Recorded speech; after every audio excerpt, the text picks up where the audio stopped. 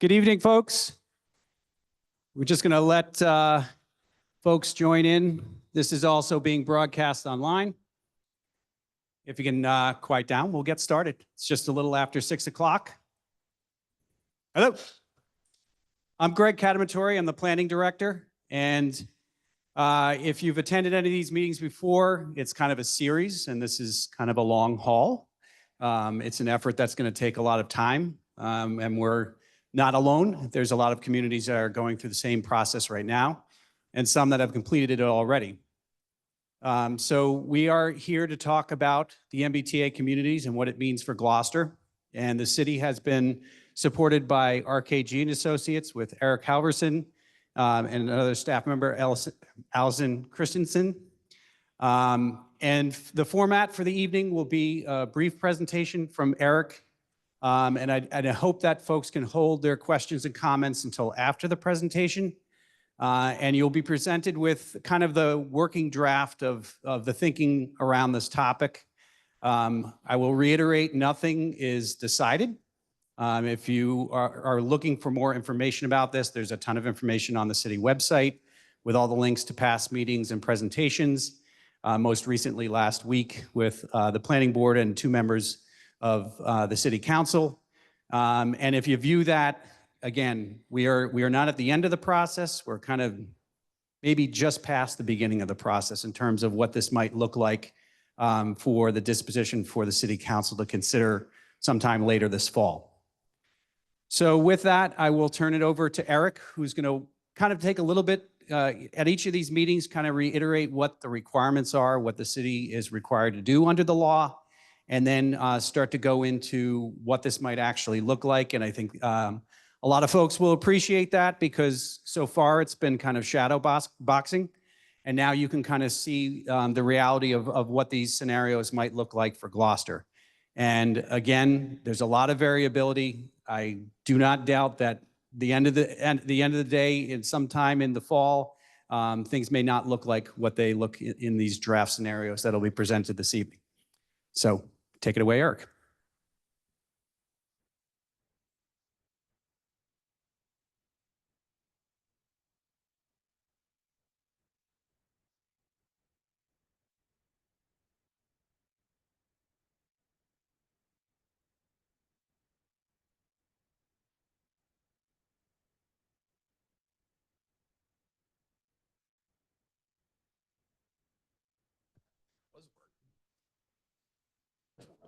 Literally tested that 10 seconds ago and it worked perfectly. So just my luck. Hi, everyone. Nice to see many of you again. Welcome to newcomers who may not have joined us at previous meetings. I'm Eric Halverson, principal with RKG Associates. We're a consultant to the city, trying to come up with some compliant options for MBTA communities. So tonight, exciting meeting. We are hoping to share with you all 3 different scenarios that kind of came out of our conversations in the first public meeting, some iterations on what we learned from all the folks who participated in that first public meeting a few months ago. And then as Greg mentioned, we just had a meeting, I think last week, with the planning board and members of P&D from the city council to kind of further refine, because there were a lot of options. As I mentioned, it's a flexible law. I know there are requirements we have to meet, but there are a lot of different ways in which we can meet them. So having that meeting with them last week was very helpful in sort of narrowing down what we want to present tonight. So I have a presentation I'm hoping to get through. And then as Greg said, we're just going to hold questions to the end. We'll have the open mic, like similar to what we did with the Q&A session. If you either watched that or attended that, we're going to do that, or Greg and I will be available to answer all of your questions or just listen to your feedback.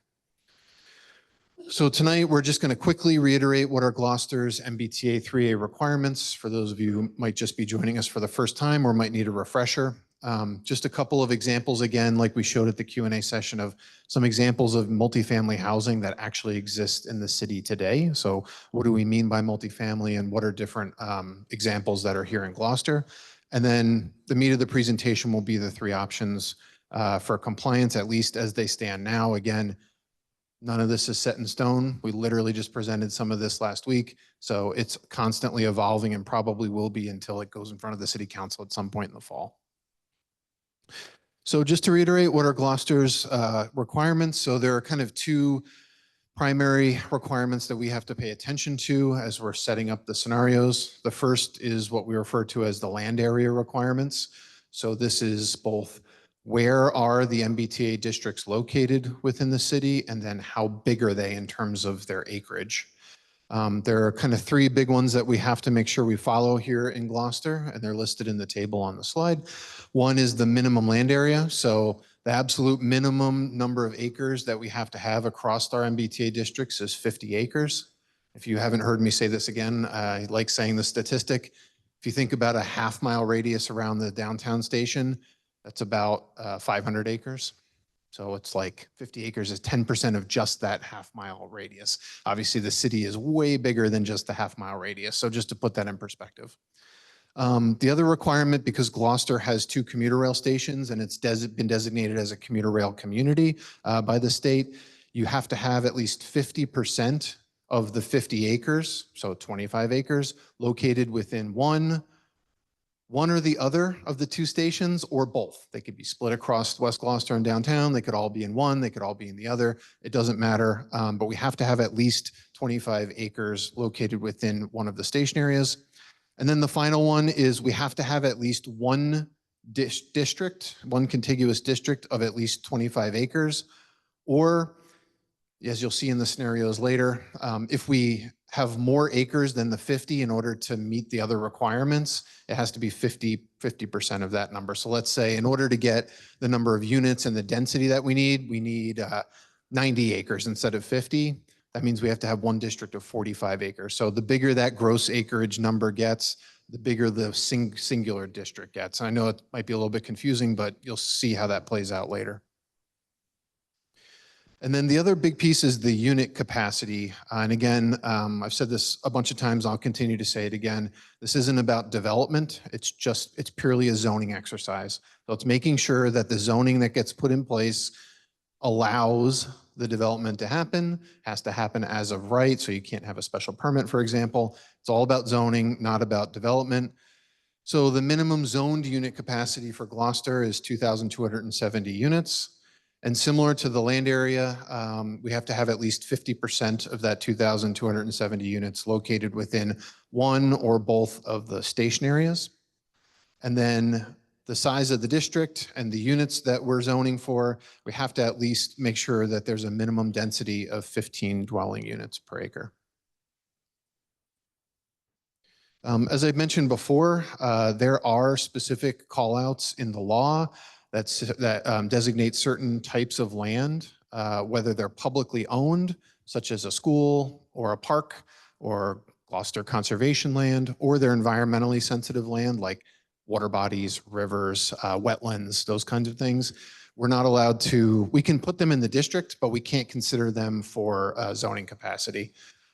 So Gloucester, as you can see, everything in green in that the city of Gloucester map there at the top, that's all considered what excluded or undevelopable land. So we have to try to work around that as we're trying to find districts that might comply.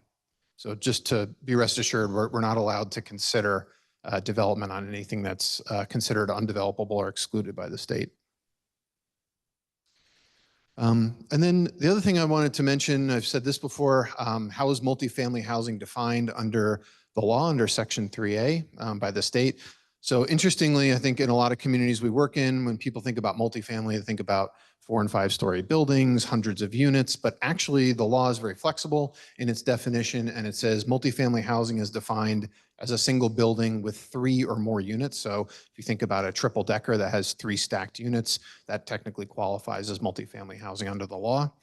Conversely, you could have 2 duplexes, so 2 2-unit buildings on a single parcel of land that would also qualify as multifamily housing. So it's anything from, say, a triple decker all the way up to whatever you can imagine on the other end. As we've been listening to you all and having meetings in the community, we recognize that the far end of that may not be what Gloucester wants. It may be on the smaller scale. So a lot of what we've been testing and a lot of what you'll see tonight is really modeled off of a 3-unit building. And I think we can get there using that level of zoning. And it's a zoning that you kind of have in place to some degree already today. And it's a development pattern, particularly in the area that we're in tonight, that you already have in place. So we're trying to kind of match what you already have with how do we get to compliance with MBTA communities. Okay. So speaking of the development that you already have, there's actually quite a few different types of multifamily housing in Gloucester as we've been exploring the city a little bit more and talking more with staff and the planning board and the council. So one area that we have been looking at, both because it's an interesting exercise, but also we recognize that we're going to have probably some portion of this district by law within the half-mile radius around the downtown station. Much of that land, as you'll see in one of our scenarios, is currently zoned R5. And we just went through and picked a random block. There's no rhyme or reason why we picked Exchange Street. But if we looked at an example of Exchange Street in the R5 between Harold Avenue and Washington Street, this is just a street view looking down that street toward Washington. You can see it's a mix of one single family building structures, two family building structures, three family building structures already kind of along that block. There's about 37 units of housing that exist today on that block. And believe it or not, the average density of that block is almost 17 units per acre. And if you remember, we need 15. So if we were just to take an existing block of R5 like this, and there are a lot of those types of blocks already within the half-mile radius, this is kind of the pathway we're talking about, sort of replicating some of the existing development pattern that Gloucester already has. The other interesting thing that we've been exploring is there's a big difference between what the zoning capacity is and then how that zoning might actually transpire in real life. The zoning might say, I'm just making this up, yeah, you could do 100 units in this area. But when you actually look at what's built, the size of those parcels, the types of structures that are already there, how many of those lots already have 3 or more units on them, you can start to sort of chip away at the reality side of it and recognize that even though there's the zoning capacity for 100 units, in reality, based on what's already built on the ground, and also property owners have to actively make the decision to do something different with their property, which they may never do. If you own a single family home there, you might want to live in it for, forever. And then you might want to pass that on because a single family home these days is hard to get and it's a rarity. So you may want to pass that on to your family. So nothing may ever happen, but your neighbor may decide to take an existing 2-family and make it a 3, right? So the zoning sort of allows that, but in reality, there are limitations on what could happen. So if we took the same block of Exchange Street and we, in the highlighted area, have highlighted 23 parcels in that block.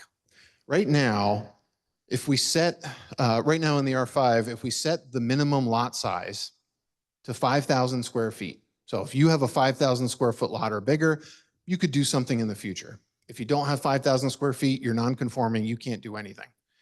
All the lots that I put an X over are currently undersized. So if we set the zoning at 5,000 square feet, on 12 out of 23 of those parcels right off the bat, we can't do anything. They would stay as is. 4 of those parcels with the green check marks, one of them overlaps with a red X, already have 3 or more units on them. So if we set the zoning to allow a triple decker, these parcels already have 3 or more units on them. It's very unlikely, anything's always possible, it's very unlikely someone would tear down a 3-unit building just to put back a 3-unit building. And even if they did, they're going from 3 to 3. So it's not like there's going to be a whole lot of impact from that. So as we start to go through an exercise like this for the entirety of R5, just here, we're basically left with 8 parcels where you could potentially see an increase in unit capacity. But again, if some of these are single family, we're talking about going from 1 unit to 3, not 1 unit to 20. If some of these are already 2 family, which by the way, in R5, you can already do as of right. If you have a single family home, you can do as of right a 2 family. So if someone has a 2 family and they want to do a 3, that's a net of 1 unit, not going from 2 to 20. So as we start to look at the R5, this is kind of the exercise we're trying to do, which is the zoning capacity in the MBTA model that we have to use per the state says this is the capacity, 2,270 units or whatever the number is. But in reality, when we look at what's on the ground and we compare it to what someone could do or might want to do, you can see how the numbers start to come down and hopefully it becomes a little less daunting. And as I had talked about in the Q&A session, a lot of these buildings already exist. Here's just a bunch of examples that staff helped us pull together on a bunch of different streets in the R5, just examples of 3-unit buildings that already exist. So there's a pretty wide range of styles, a wide range of character, but generally most of them are in the 30 to 35 foot range, about 2.5 to 3 stories. And there are also other examples of a 4-unit buildings along Washington and Summer Street, even a 5-unit building along Washington, 7-unit building along at 47 Washington. So, even though we're talking about three units as our typology, there are a lot of other examples that are kind of already tucked in and around the neighborhoods within the R5. Now, conversely, we could start to think about larger buildings on other sites that might be either within the R5 or most of them being outside of the R5. Just wanted to provide a couple of existing examples. Now, this may be the way that folks want to go, or it may not, but here's an adaptive reuse project at Gloucester Mill. This building's on 1.6 acres of land. That's how big that parcel is. There's 70 existing units here. So that's actually a gross density of 44 units per acre. So that already exists in the city at a density nearly 3 times what we actually need with MBTA. And then if we look at what I would consider to be a sort of newer, less traditional form of multifamily housing, probably what more folks think of when we think about bigger buildings and things. The Halyard Apartments, a newer example. This is on 6.2 acres of land. It's about 200 existing condos at a gross density of about 32 acres, 32 units an acre, or about double what we would need per the MBTA. So again, not saying we're going to go in this direction, but there are a lot of options out there that we are trying to consider as we start to narrow down what this could look like in Gloucester. Okay. So with that explanation, want to talk a little bit about the 3 different options that we've come up with. And I'll explain all 3 of them. And then what we're really hoping to hear tonight is, do any of these resonate with you? Are there things that you like about one of them or some of them? And are there things that you don't like? Now, I fully recognize there are folks in the audience who are going to be a no, and that's fine. But we really need some of that feedback about what works out of these scenarios and what doesn't for you, so that we can continue to hone these scenarios and try as best we can to make them represent what the city wants and to get to something for compliance that we can share with the planning board and the council. So that's what we're hoping to achieve tonight, is really get your feedback on what you think works and doesn't. Okay, so first scenario, and these names may not stick, but we just try to come up with names so that when you come up to the mic, you can say, I like the simple approach, and then Greg and I will know what you're talking about. So scenario 1, we called the simple approach, the R5 district. We called it the simple approach, not because there's anything particularly easy about getting something passed, but the zoning in the R5 is largely in place. So to move it from two family as of right today to a 3-family as of right today, in our opinion, is like the simplest zoning approach. It requires the sort of a minimal zoning change. And I think based on what I showed you before with the sort of modeled capacity versus reality of the R5, we think it also helps to minimize the impact just overall. So within the R5, and we actually had an interesting discussion with the planning board last time about this and sort of why we landed on this one to show you tonight. There was a feeling amongst some members at that meeting that some of the scenarios we showed were kind of picking and choosing smaller districts within the R5. Because as you can see, the gross acreage of everything that's shown in brown with the red outline is 340 acres, right? We need 50. There's already within the R5 built today on the ground almost 4,400 existing housing units. And the modeled capacity using this is almost 5,700 units. So you can start to see it's a big district, but it requires a very small zoning change to make this comply. And we get to dwelling units per acre of just under 17. So we're over that 15 dwelling unit an acre number that we need. So anyway, going back to my statement, when we presented it to the planning board, there was a couple comments about how we were modeling, Trash Street, or we're modeling Marion Street area, or some, picking and choosing. And there was a thought about, well, are we picking and choosing like winners and losers? Would it potentially be better to just do the R5 so that we're not And I say we as the city are not sort of selecting folks that are going to be zoned or not zoned. So that's why we wanted to show this approach. Again, recognizing that the modeled capacity is high, and I'm going to show you the reality in a minute. So in the R5 right now, what's shown in the brown color, there's 2,182 parcels of land, and these are all of your residential parcels in the R5. As I mentioned before, there's about 4,350 of existing units in the R5 that are built on the ground today. That information was provided to us by the city's assessor. So we got actual unit counts on all the parcels. But we started to look like, okay, if this is the whole landscape of R5, and we set the zoning such that the minimum lot size is 5,000 square feet, what does that do in terms of undersized lots, or what we call non-conforming lots? So this is how that begins to change. Everything in orange is what remains as potentially developable, or it's something that could change in the future because they're over 5,000 square feet.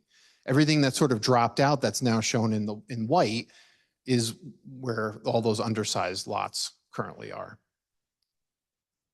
Next, we wanted to look at, okay, once we have the lots that are actually sized, what could we actually think about for single family to a 3-family conversion, if that's, that would be a potential under this scenario. There's about 381 parcels in the area that we're showing that are currently single family homes. If we worked under the scenario that every single one of them decided at some point that they wanted to go from a single family to a triple decker, which I personally don't think would happen, but we'll play it out, that would be 762 units of capacity or sort of added potential. If we then said, how many 2 families do we have in there? And they decided to convert to the 3-family, which would be a net of 1 unit, right? Going from a 2 to 3, that would be about 246 units. But again, that would require all 246 owners of those parcels to decide to do that over time. So you can start to imagine, would everybody do that? Would all 381 single family homeowners actually choose to do that? Maybe they would, maybe they wouldn't. I don't know the answer. I'm guessing not. And then also, how long would that take? Because right now the city's had the as of right conversion from a 1-family to a 2-family on the books. And they happen, but they happen very sporadically, and they don't all happen in one neighborhood. They happen all around the R5. And actually it's allowed in a lot of other districts around the city. But it's more like, if it happened, then how long would it happen? Probably decades it would take to happen. And sort of this is what it looks like when we start to look at the 2-family to 3-family conversion. You can see just how many more drop out. If we think, well, maybe it'd be more likely if somebody who had a 2-family would go to a 3-family.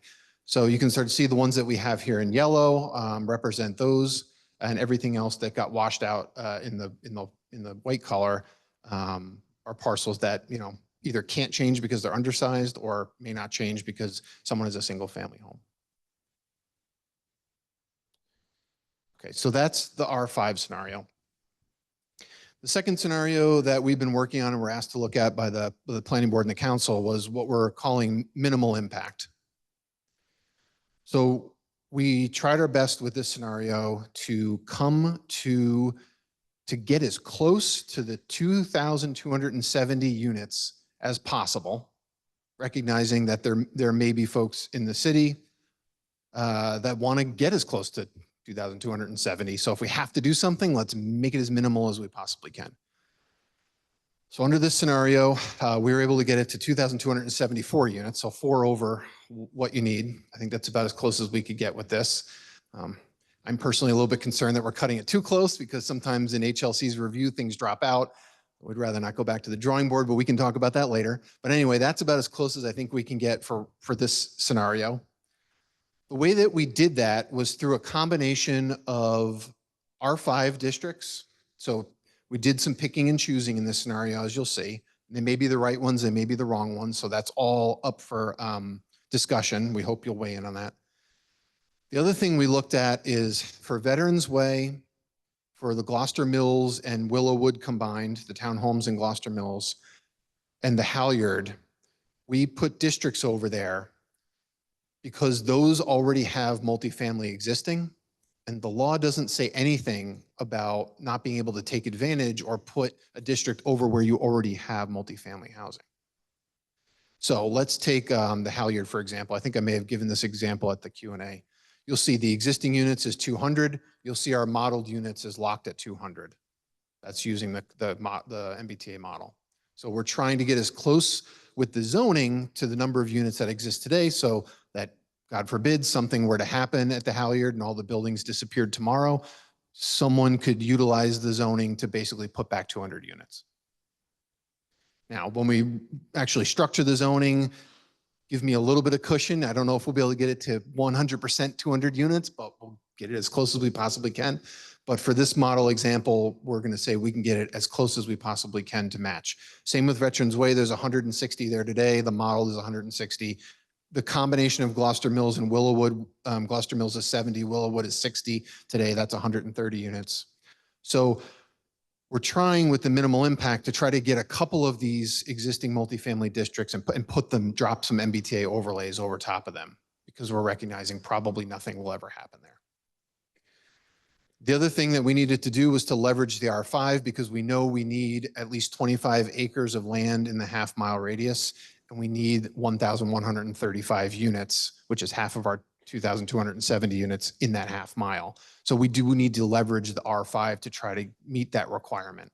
So that's why you'll see a combination of the existing multifamily districts, and then you'll see districts like Cleveland Street, Centennial Avenue, Trask Street, and Allen Street. Those were the ones that we picked to try to get as close to that 2,270 units as we could.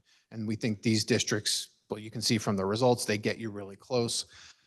The other reason that we picked some of these districts is there's a good mix of lots that are the 5,000 square feet.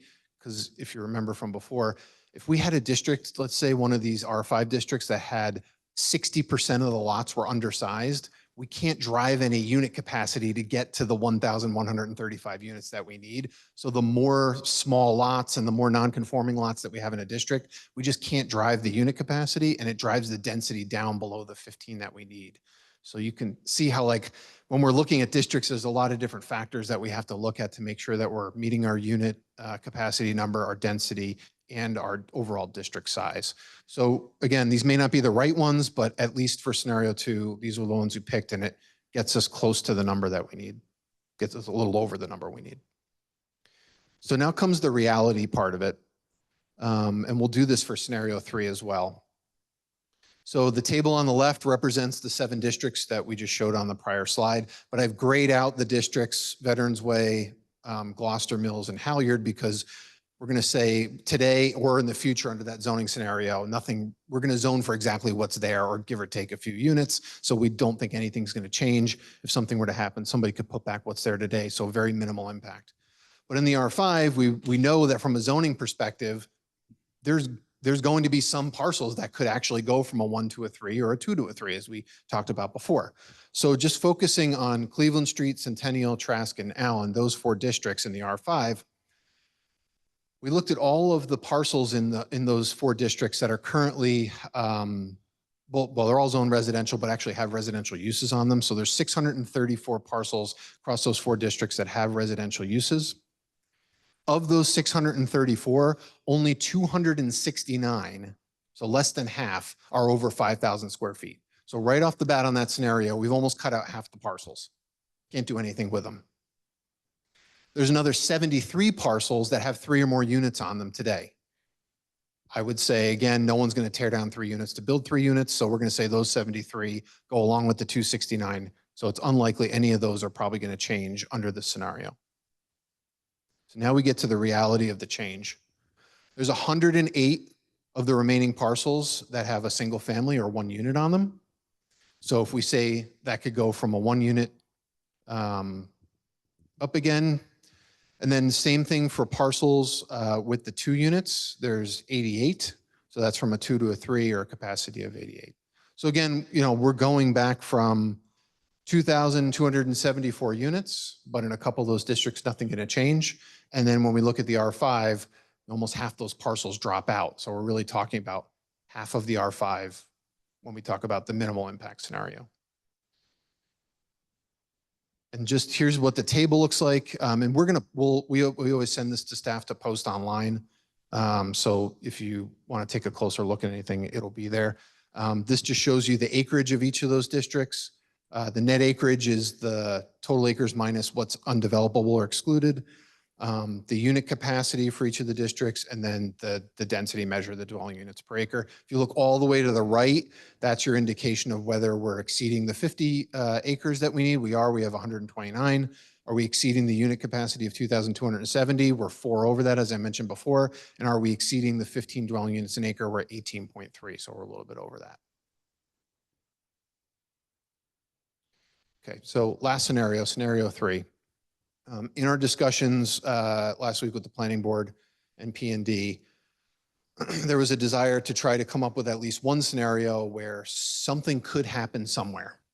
So in addition to putting some of the districts where we already have multifamily and leveraging the R5, is there anywhere else that might make sense to put a district?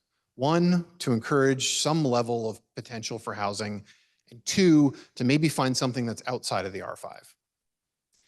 R5. If you had come to the Q&A or had watched the planning board presentation, Allison had modeled, we took the feedback from the first public meeting very seriously. Whether it was put on the map in jest or not, we took it seriously and we modeled every one of those districts. They were very large. Most of them were outside of the R5. Most of them were over 100 acres, and the unit capacity was like off the charts. It was like thousands and thousands and thousands of units. So in our discussion with the planning board, they said, we're not 100% sure that's what the city wants to do and the direction we want to go in. So that's why we started scaling things back, but we did model them all. And one piece of feedback was, can we get something kind of up in the Lexington Avenue, Magnolia area? So the map on the right that shows the small district in yellow, that's one potential option for Lexington Avenue. Otherwise, we leveraged again Centennial Avenue, but we combined it with what was called Madison Avenue before. That's the kind of big R5 pink district. So we have that in there, mostly because we need to get to the number of units within the half mile, and we need to get to the acreage that we need. We leverage the Halyard as a district that we don't necessarily think anything's going to happen on. So we'll try to keep that as close as we can to what's there today. And then we looked at Maplewood, which originally we had as Willowwood and Gloucester Mills on kind of the northern side of Maplewood Ave. But as a suggestion at the planning board meeting, could we look across the street on kind of that southwestern side of Maplewood Ave and incorporate some of the parcels there that are mostly commercial? There's also kind of a linear strip that runs behind there that doesn't have anything on it as well. So that's why with Maplewood, you see the existing units is 134, which largely represents Gloucester Mills and Willowwood, plus a couple of extra units in there. And it jumps to the 322. So that would be an example of a district where if it was desirable from the city's perspective, there could be an opportunity to encourage some multifamily housing there to kind of maybe mirror what's already across the street. Again, we're looking for feedback on all of these questions. So with these four districts, Centennial, Halyard, Maplewood, and Lexington, we're at 2,723. So a bit more than what we need. But again, the name of this scenario is zoning for housing production. So we were trying to exceed it, but not blow it out of the water. Similar exercise for the R5 districts. So Halyard I have grayed out because that's outside the R5 and a very different development style would require different zoning. Total number of residential parcels here, 661. About half of them are over 5,000 square feet, meaning half of them are undersized, unlikely anything would happen. 63 additional parcels have 3 or more units today, so we would assume nothing would happen with those. So here, parcels with 1 unit, we're at 157, parcels with 2 units at about 87. So you can start to see how we're whittling away at not only the capacity, but the reality. And then here, we have more units and about the same amount of land as in scenario 2. So that's why the density goes from 18.3 to 21.1. But again, not not going over Gloucester's requirements too much, even under the housing production scenario. And just one thing that we wanted to mention, when it comes to the scenario 3, and maybe you'll have some thoughts on these as well tonight, there are so many options for what we could do. Some of them are palatable, some I'm sure are not very palatable. Some require infrastructure, some don't. Some are well suited, some aren't. But there are so many locations where we could come up with a district of 5 or more acres to encourage housing. You could think about the area around Railroad Avenue. I know that's a hot button topic with the grocery store, but that is something that could be considered. There were a lot of folks at the first public meeting that talked about Essex Avenue. There's an opportunity for housing authority sites. They're currently zoned and have a certain number of units, but maybe in the future, there's a desire from the housing authority to try to actually build more deeply affordable housing. Or another common thing that we're seeing all over the country is housing authorities that bring in market rate units or higher income units to then leverage those to get more affordable units. So it's more of a mixed income project, but that requires more units and more density. But again, we could think about, do we leverage housing authority sites to do something like that? Main Street, for example, that's one that we've avoided thus far, but we'd love to hear your thoughts. Anything in West Gloucester, we searched high and low for something that didn't have a lot of excluded land or wasn't smack in the middle of floodplains or wetlands. We struggled with West Gloucester. That's why we ended up settling on trying to look at the R5 in downtown. But again, would love your feedback there. Maybe we missed something.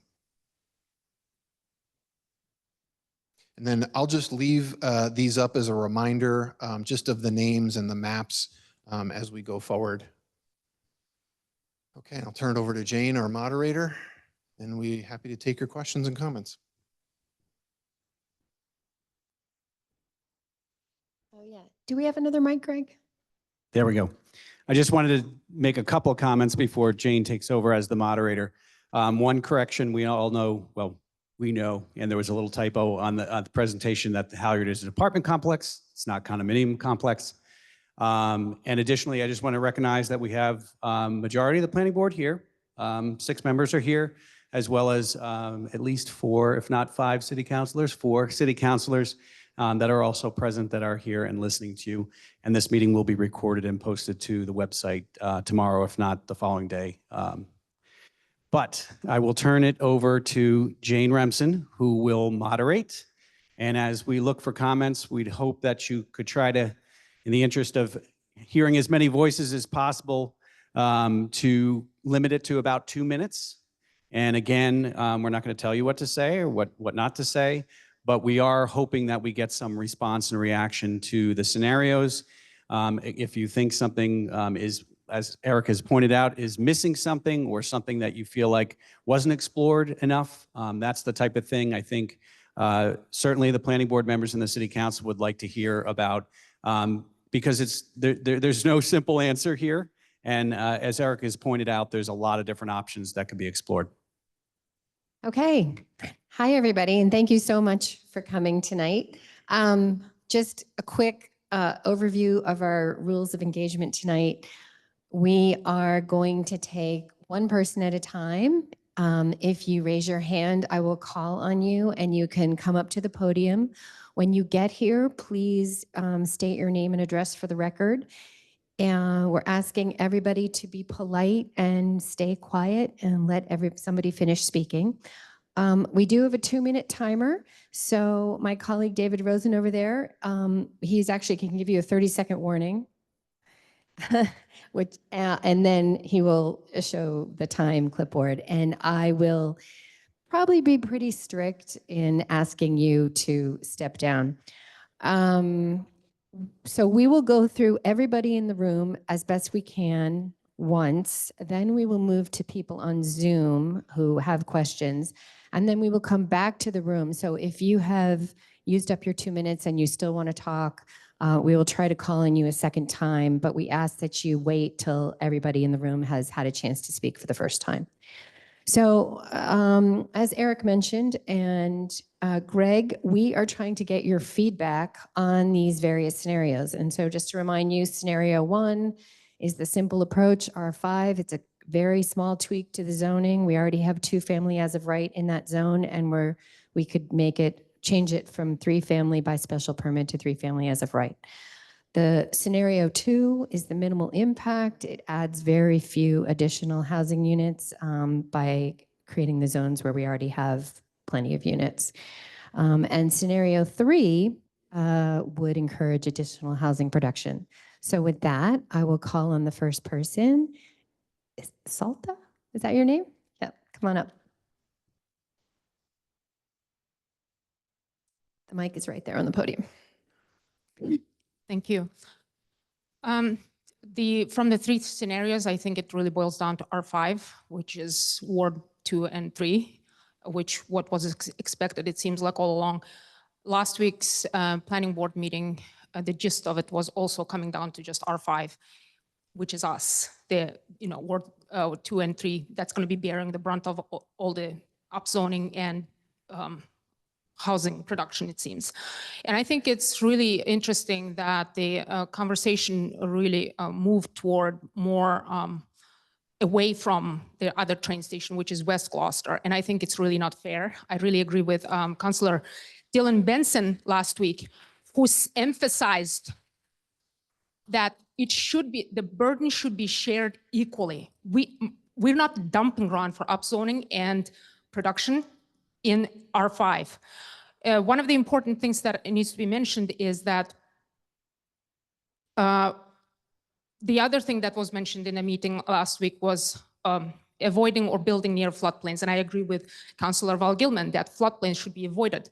That, I think, is irresponsible to even consider, given the fact that a lot of the Ward 2 and 3, there's a lot of water around us. And if you look at the future flood risk map of Gloucester, which you can find on the city's website, it shows that the already developed and densely populated areas of Ward 2 and 3 will be subject to periodic water inundations. And Western Avenue, Rogers Street, and much of the downtown harbor will be covered with between 4 to 10 feet of water in the coming years. That should be avoided. The other problem with forcing zoning in these areas is home insurance, something that's completely missing in the discussion about MBTA mandate. Home insurance premiums are going up every year for Massachusetts residents, for Massachusetts homeowners. And increased flooding in Gloucester will lead to higher premiums.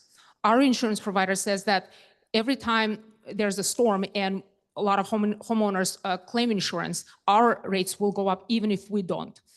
Forcing more density in the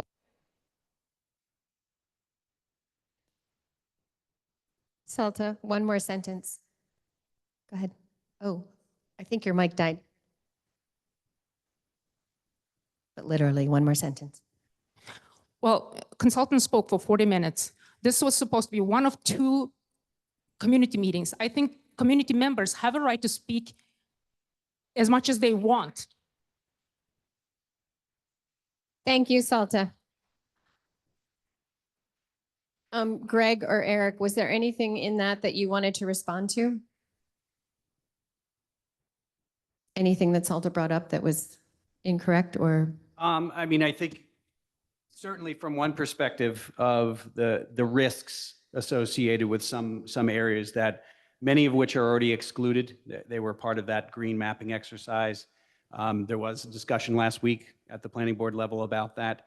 I think that's something that we'll certainly look to avoid. I think my comments at that meeting were pretty consistent with that as well. We have revised our floodplain ordinance and changed our policies to limit development in these areas already. So it would be a little counter to go then create an as of right scenario where we already have a floodplain district that's trying to limit in those areas. I think it's been pretty consistent, and it's just part of the requirements that there's going to be a certain amount of area that has to be included within one or both of the station areas. And as you look at the different scenarios, particularly the zoning for production as well as the minimal impact, it starts to look in areas beyond that. And that's something certainly for the city council and the planning board to consider as to whether or not the scenario that you would look to move forward is a little bit more dispersed throughout the community. Right, thanks. And didn't we discover that many of the parcels around the West Gloucester train station were not appropriate? yes, it was challenging to find something. Yep. So we did not discount the West Gloucester train station, but a lot of it was the green space that has to be excluded according to the law. Okay, next person. Sunny. Thank you. I'm Sunny Robinson. I live on Harvard Street, which is in the heart of the Centennial area that you've laid out. And it would be scenario 3, increasing housing production, that I would definitely support. Almost everything on my street was built as single-family homes. And as your survey demonstrates, many of them are now 2-family homes and 3-family homes. The model is not triple deckers, but it is adding units up under the eaves, keeping very much the character of the neighborhood. And I think that gives us a lot of possibilities.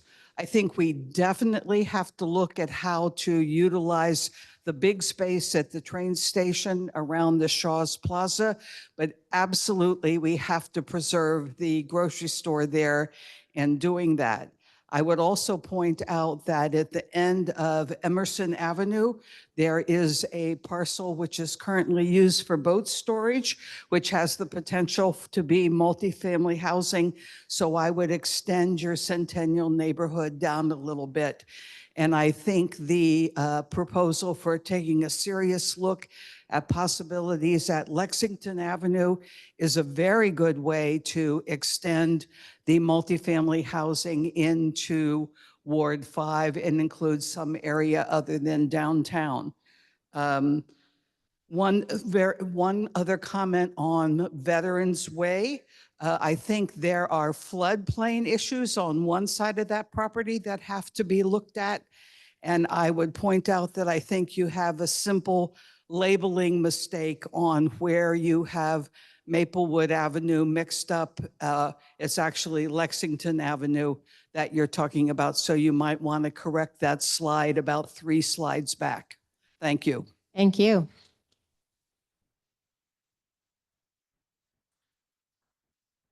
If you guys are all going to do applause, just make it really quick because it is taking up time that other people could be using to speak. Yes, sir. Also, I would ask you not to make any noise while somebody is speaking, not even applause. Thank you. My name is Glenn Bresnahan. I live on Essex Ave in West Gloucester. I have 3 areas that I'm confused about, and I'd like a little bit more clarity, if I could, to the planning board and eventually to the city councilors. West Gloucester has the highest amount of landmass and the least amount of population, and has a lot of vacant property there. Yet we got a tagline on the last slide, just an honorable mention. You said that it's difficult to build in West Gloucester based on the situation. If it's your intent not to build over there, I think the residents deserve to see that in writing. And if you do intend to go over there, I think we need a little bit more than just one slide on that. I'd like a comprehensive plan similar to the one you have for downtown. I think that we deserve that in West Gloucester. So what your plan there is really very important to me. Second question I have is, I'm confused about the whole MBTA involvement in this program. Other than being on the letterhead, I'd like to know what involvement the MBTA has. Because the last time I checked, they can barely sustain themselves with the subsidies, let alone run an entire revamp of the zoning in any district. The third one, and I think this is probably the most important, and I'd like to direct this not only to the planning board, but also to the city councilors.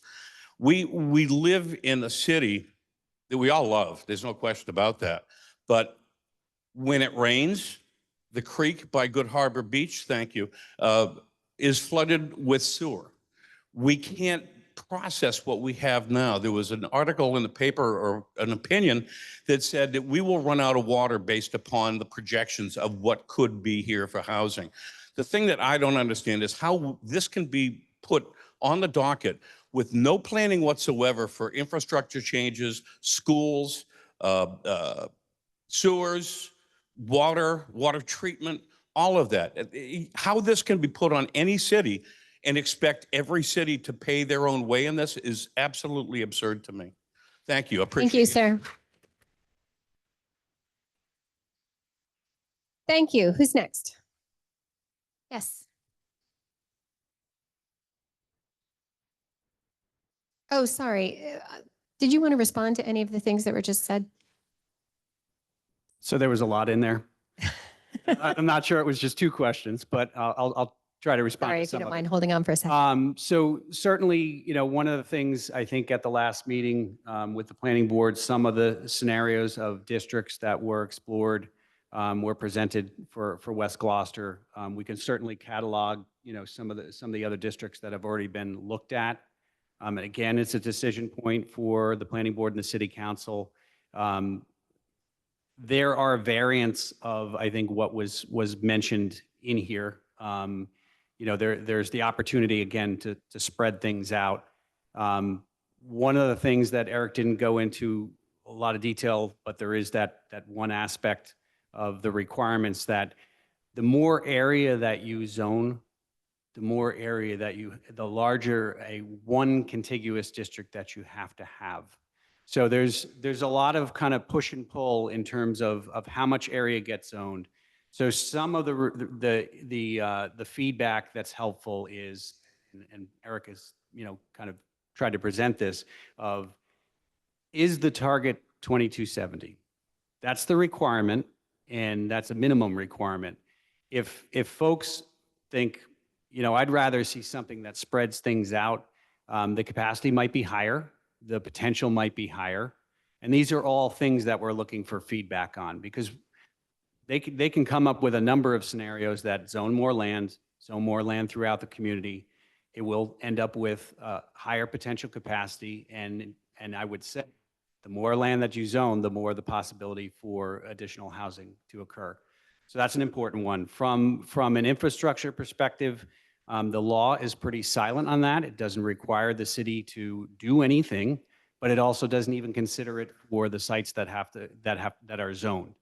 The questions on infrastructure, I know the council sees the loan orders, sees the projects. The DPW has a water and sewer master plan. There's always going to be the continual need for upgrading. And there's a substantial upgrading that's going to be proposed for the wastewater treatment plant, and water is always looked at. We certainly seem to at least be from the perspective of amount of water. It's not the issue. It's where it is at the right or the wrong time, because we do operate two water treatment plants and we switch between them. So the issue of distribution may be something that comes along the line for Gloucester in the future, one way or another. So that's a little bit of a long-winded response to some of those things. The legislature passed this. The MBTA did not. So, I mean, and I think that's what we covered at the information session. We have been tasked. I used to have more people in my department that were tasked, but we'll have some help in the future, along with the support of our consultant, to come up with scenarios that comply for the city council to consider.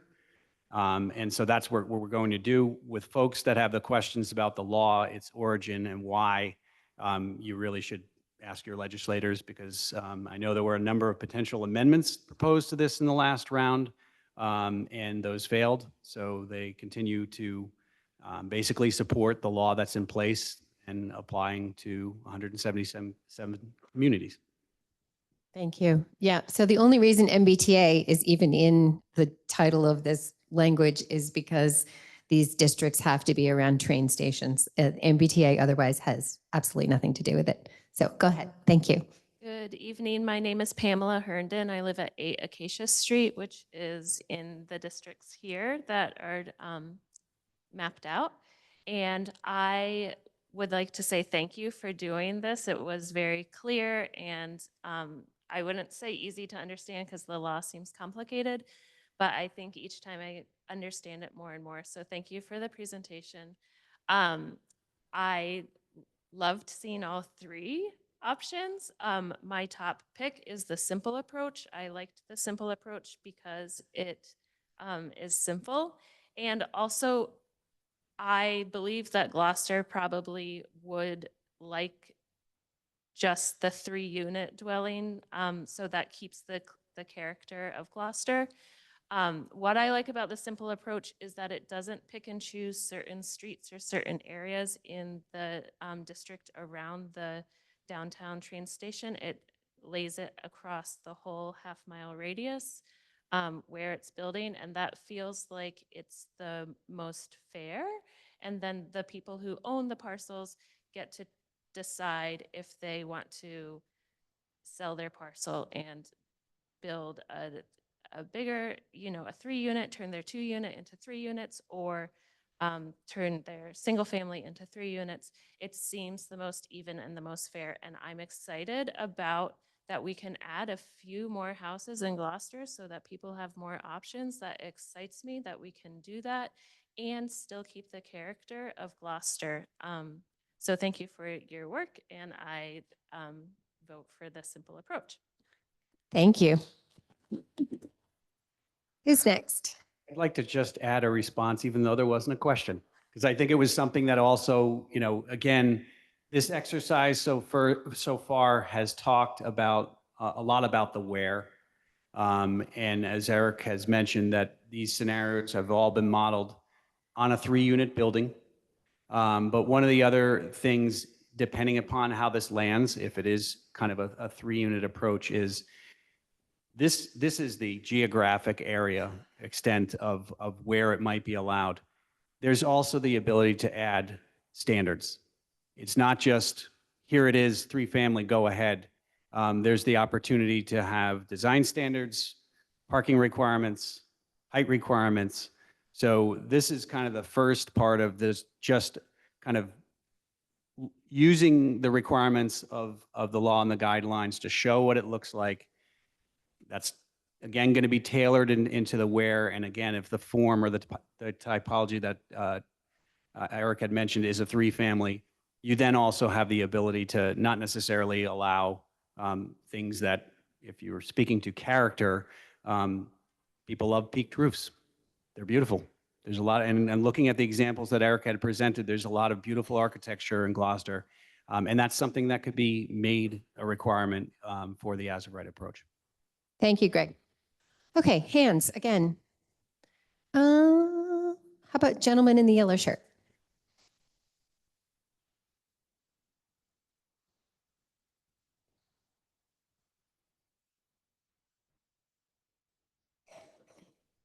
Good evening, everyone. My name is Peter Trimmons. I live at 4 Foley Road.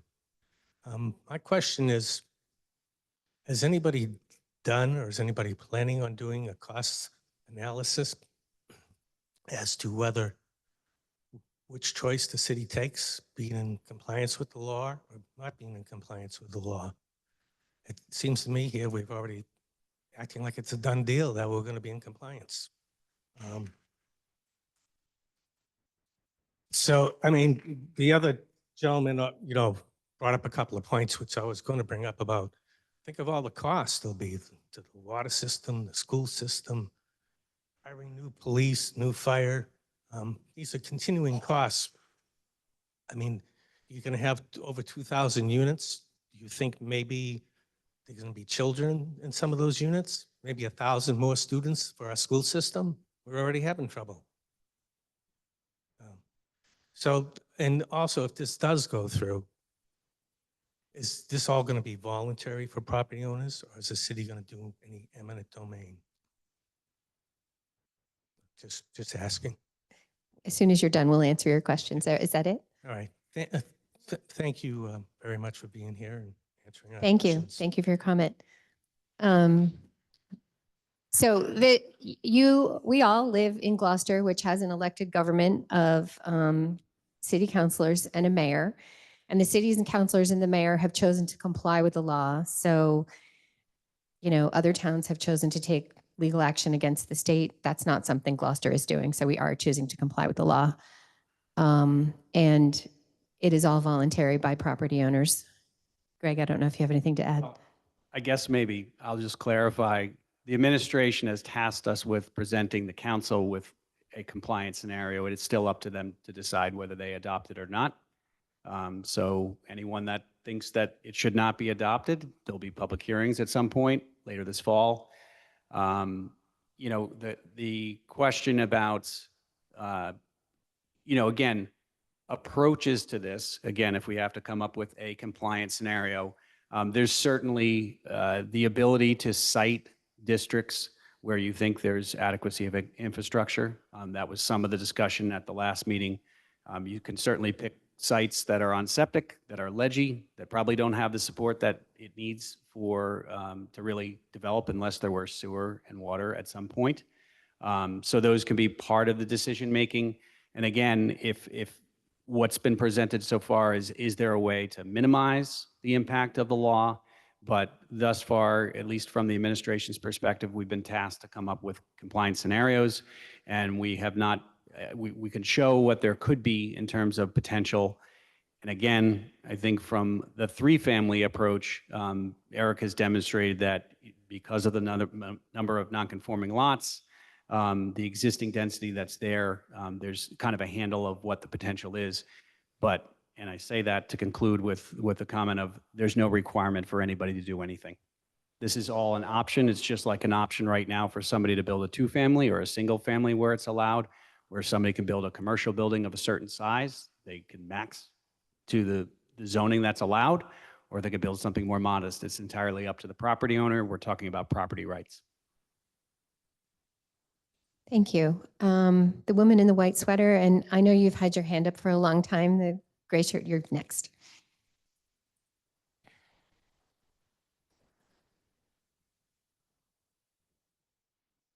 Good evening. My name is Cecilia Carraz. I live on Naomi Drive. Cecilia, can you hold the mic right close to your mouth? Sure.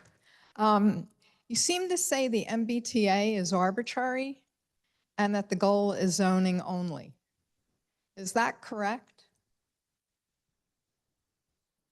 I'm not sure that it's arbitrary. I mean, the law was designed so that additional density would be required in 177 commuters in some way connected to the public transportation network. So is the idea all these people move into these houses and it's not affordable housing, it's just units, right? Or it is affordable housing? Depends the way the city wants to go, but under the law, the city could choose to designate a certain percentage of any new units as deed restricted affordable housing. So the city has that right, but it doesn't have any other right in this law. Well, there's a requirement to comply, and then there are guidelines as to how to comply, which give the city options, but it is a law for us to follow. So do these units, they don't require parking, is that correct? We can set the parking requirements. They do require parking? Yes. The city would set, once one of these possible scenarios, and maybe a different scenario than this, is adopted, the city can craft any kind of requirements or regulations around that. For example, parking. Well, within the law, it clearly said that there was no parking and that these people were supposed to utilize the MBTA. It does not say that at all. Yeah, it does. It also says that Gloucester is supposed to become a metro city, of which it's supposed to absorb 20,000 more people. And that's in the law, unless the law has evolved where that's been dispelled. Maybe it's better to take this particular discussion offline. I've read the entirety of the, well, hang on. I've read the entirety of the law, and I'm not sure exactly what you're referring to. So I think, so maybe you could show what you're reading and where you State website. getting that statement, and you could show it to Greg or to Eric, and they can respond to you individually. Is that okay? Sure. And my only final comment is, along with the other infrastructure, it would be the electricity, because the state also wants us to get to net zero. And Gloucester already has issues with National Grid, and how we supply electricity to all these different houses, units, is going to be a real task. Thank you. So I just want to reiterate, if that for me? Wow. I just wanted to reiterate a good way to, if you have direct questions or you want to elaborate on a question, we have a specific email address, mbtafeedback@gloucester-ma.gov. If you, again, if you have resources identified or things that you want to share, that's a good way to do it. Go ahead. I just think it's important to clarify one thing. Regardless of what you are reading about parking, the way we ran the model for what you saw tonight incorporates 2 parking space requirement for every unit. So whatever the law says, I don't believe what we just heard, and it's not in the law, but we ran it under 2 per unit. So if someone wants to build a triple decker, they got to figure out how to park 6 cars or have 6 spaces off street. So I just want to be really clear that our zoning that we ran through the model incorporates 2 spaces per unit. Thank you. Yes, ma'am. You've been waiting a long time. Come on up.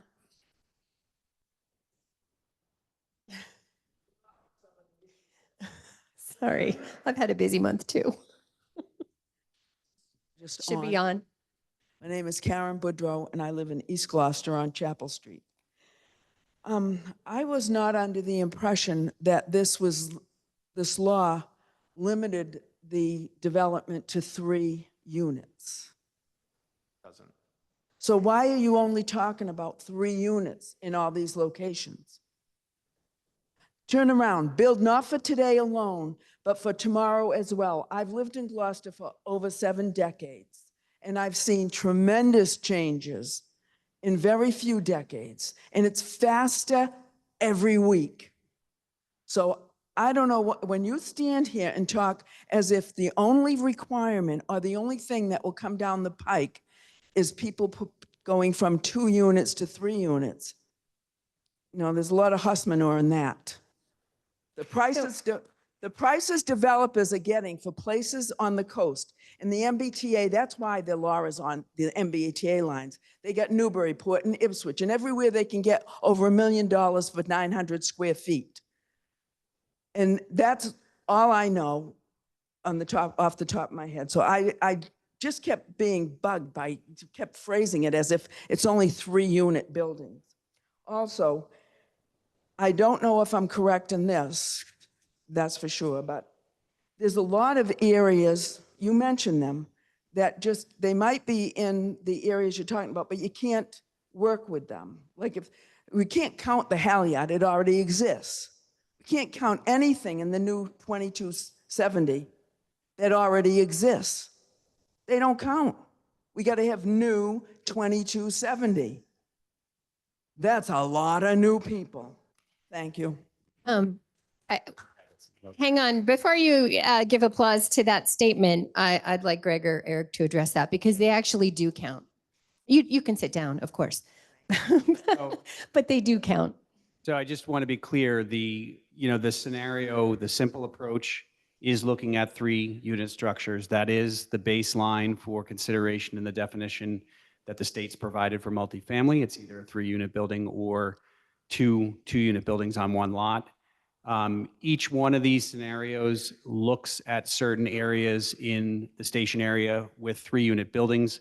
The zoning for production scenario could certainly allow for buildings with more than 3 units in it, if that's the will of the planning board and the council to pursue that. For each one of those districts, they would have their own specific language about the requirements for what they would look like. So for instance, in the zoning for production scenario that's on the far right, the purple district that's in the downtown area along Maplewood Ave, the idea there is the commercial area on the left side of the street or on the southwest side of the street doesn't necessarily have to be in 3-unit buildings. You can define whatever you would like based on the density that you would allow. In that area, again, the back calculated density for the mill building and the housing authority, I think, was around 32 units per acre. So if you were to carry that across the street, depending upon the lot size that you would require, whether that's 20,000 square feet or 30,000 square feet, you would then calculate what density would be allowed and define what that building type could be. So it's an option, but most of the approach has started with what's the baseline requirement of the state, how much area would be required to get to the 2270, and it certainly isn't. There certainly is an allowance for what's on the ground right now. In particular, the minimal impact approach, by putting a district over Halyard and allowing 200 units on that site, I don't think it's going to change very soon, but maybe in 75 years, if that building has to come down or one or more of those buildings has to come down and rebuild, they could build 200 units. So it does take that 200 out of the 2,270 capacity. And again, that minimal impact approach starts to look at areas that already have 3-family in them. Any lot in the R5 under that scenario does essentially kind of count. So it's a mix. In a community that has a lot of multifamily housing beyond the density requirement, they have in some instances just put zoning over and kind of almost back calculated what they had, and not a lot of change will happen in those communities. Gloucester is kind of in a unique scenario where we have a mix of densities, but we don't have enough large projects already that you could take that approach.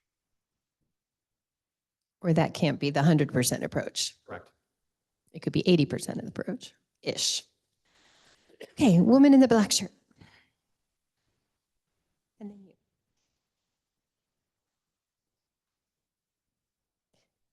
You after her. Okay. Okay, I am, you can hear me, right? I'm Alicia. Just to hold it close. I'm Alicia York. I live on Washington Street, but my family owns a home over in East Gloucester on East Main Street. So I have Section 8. I'm lucky enough to have it. Everything is so expensive. And it seems like you guys have this big projection for Gloucester. A lot of people that are here, you know, that own houses are retired. They only have so much money coming in. Everybody wants to see more housing, more people, but less cars. If a family wants, is there any kind of incentive? Like if you have a 2-family and you want to turn it into a 3-family, is there going to be any kind of incentive to help these people pull that off? Or are they just responsible for building another apartment on top of their house? I know like the Gloucester Housing Authority gives an incentive of like $500 if you put your apartment in for a Section 8 voucher. I mean, everything is going up. Insurance, food. My car insurance just went up $75. Even though I'm on Section 8, I can barely even get by, and I work 3 jobs. So these people that are retired on fixed incomes and they own a house, everything's going up and they want to help the community. Is there going to be any grants or help for them to do it, to help Gloucester? Because it seems like other people have said, you already have your mind made up of what's going to happen. But another thing is, nobody really knows what's going on. Everywhere I go, I say, hey, do you know about the one-way streets? Do you know about this? No, I don't know anything. What are you talking about? You know, nobody knows about what's going on in Gloucester. Nobody gets the newspaper anymore. You know, those are my 2 concerns, that nobody knows what's going on, and how are people that are retired that live on a fixed income or whatever gonna help out when you guys already have it decided pretty much that this is what's going to happen. Thank you. And nothing's been decided because, yeah, great. I mean, we're trying to get at the right solution as part of the public process. Also, just to reiterate that for people who don't get the paper, that all of this information and the recordings of all of these events, the public meetings that we've had to date and all future public meetings are on the City of Gloucester website. And I know it is, but I mean, okay. But if you do know how to use the internet, you can type MBTA into the search bar in the City of Gloucester website and you will find all of this. Okay. The only thing I wanted to add to that is, you know, one of the aspects of incentive is how are you allowed to do something? That's at least the intent, if you want to try to interpret it from the law.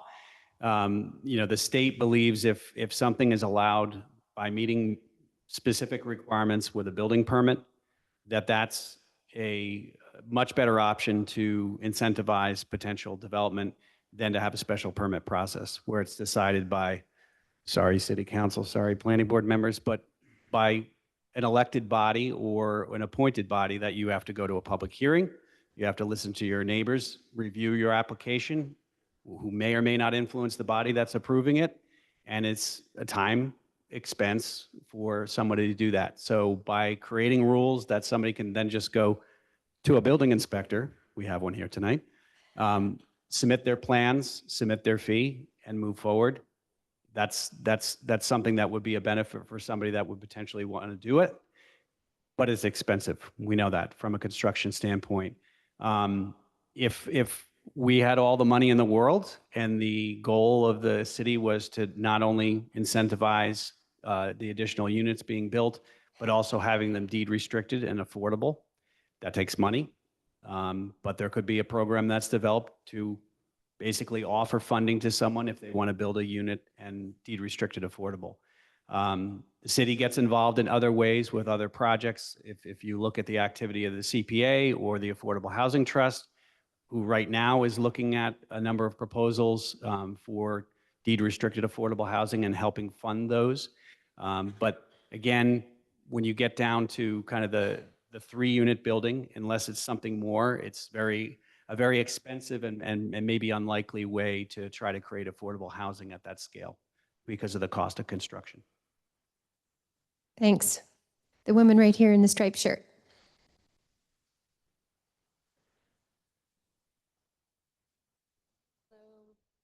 My name is Melissa Buchanan. I live on Woodward Ave. I really just want to echo the comments that were made from a woman a few before me who supported the simple, low impact plan.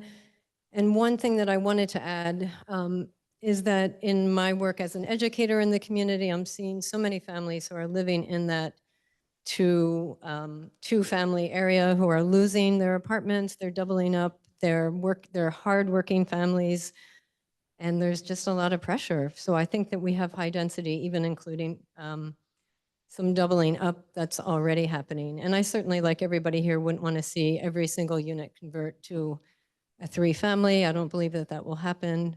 But I do feel that it'll serve our working individuals and working families that are really struggling to find housing in this market. So, and I do really support this low impact and keep it at the 3-family. So thank you. Thank you. Who else? Okay, the woman over here in the white t-shirt. Yep, you. And then the guy in the blue t-shirt in the way back next. Thank you.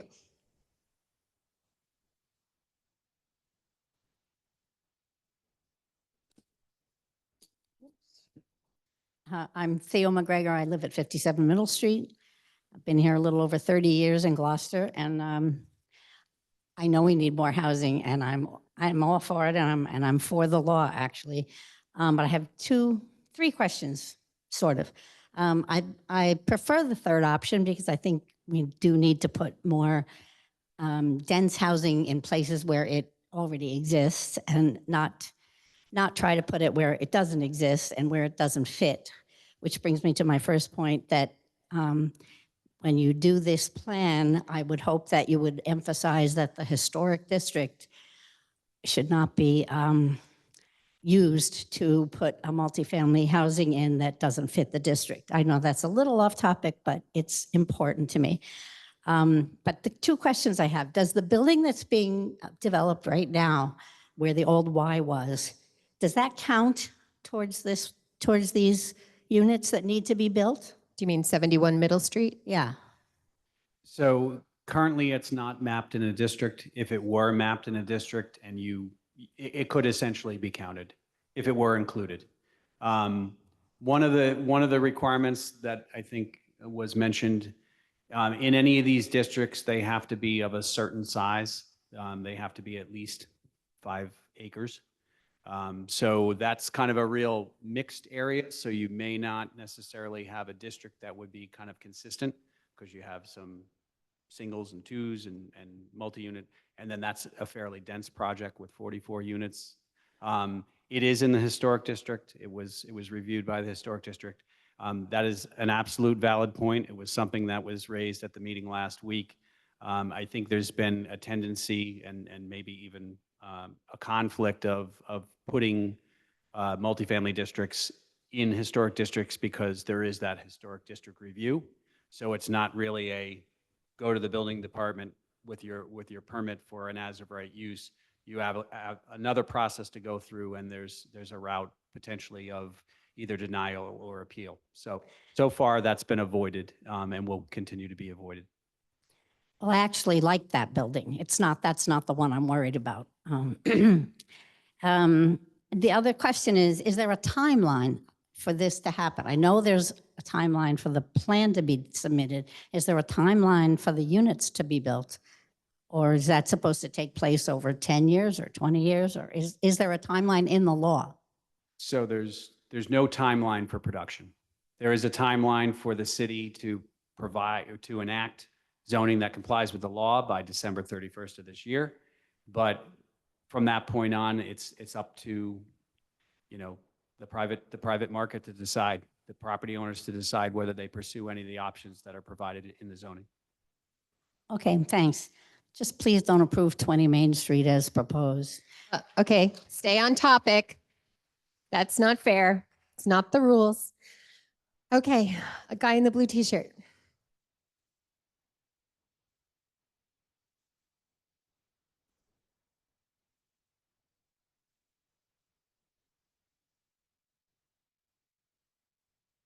Hi, I'm Alex Gold, live on 14 Lookout Street. And I just wanted to speak to the woman. She's not here anymore, but worried about fears of rising costs and across the board. Yeah, we all know we have a huge housing shortage in Massachusetts, so Gloucester is not the only community facing this pressure.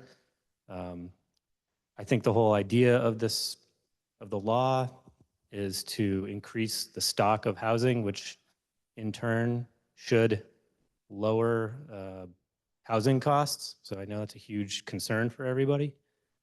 And that will make it easier for people to live in Gloucester, but I realize it may change the character of Gloucester, and everyone's concerned about that. Question for you guys is, why is there nothing up here in West Gloucester? I'm not really understanding that. So again, that's a good point, and that's a great response and comment. So at the meeting last week, there was a presentation of some of the options in West Gloucester.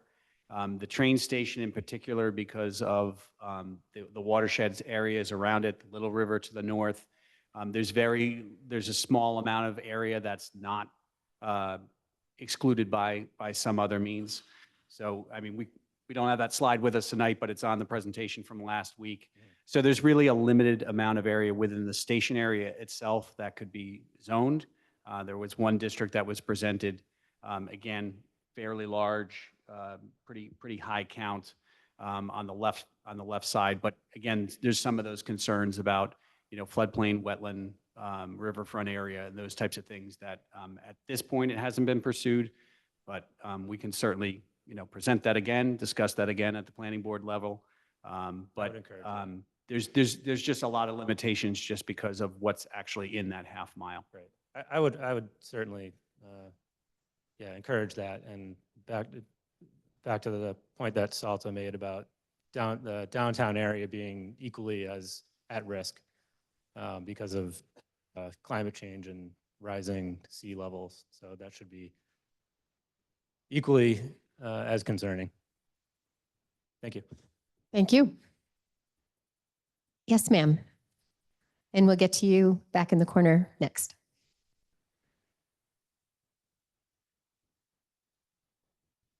Beverly Johnson, Summer Street. I guess one of my concerns, or my first concern about this, is that right now Gloucester has home rule. We can decide things about our city without the state invading our decisions. Please hold your applause and let her speak. We are conceding our rights to the state. I don't think that always works out so well for communities that have done that. We have seen that in Roxbury, where all of a sudden the city said, we're taking over your facility that your elderly use, that your children use, and we're just going to take it over because we can. And I am concerned that we now will have areas in the city. This law is 3 paragraphs, but it has 40 pages of guidelines. And in that 40 pages of guidelines, it has shifted several times. So those guidelines have changed. So we have unelected bureaucrats that are changing the laws or making the laws for a 3-paragraph law. I think this is so dangerous for our city. And I am so concerned. I'm so concerned about our infrastructure.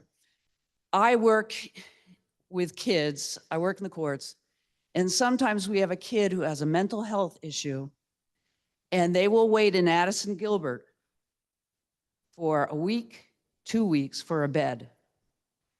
If we add additional persons into this community, and so that there's maybe hundreds or even thousands of people into this community, these are people that are not going to have a primary care physician, that they are going to flood Addison Gilbert Hospital.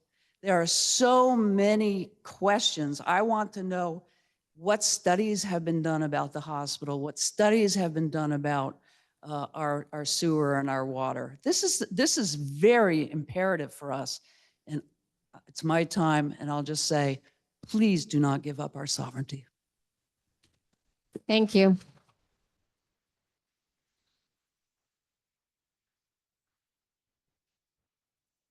Guy in the back corner.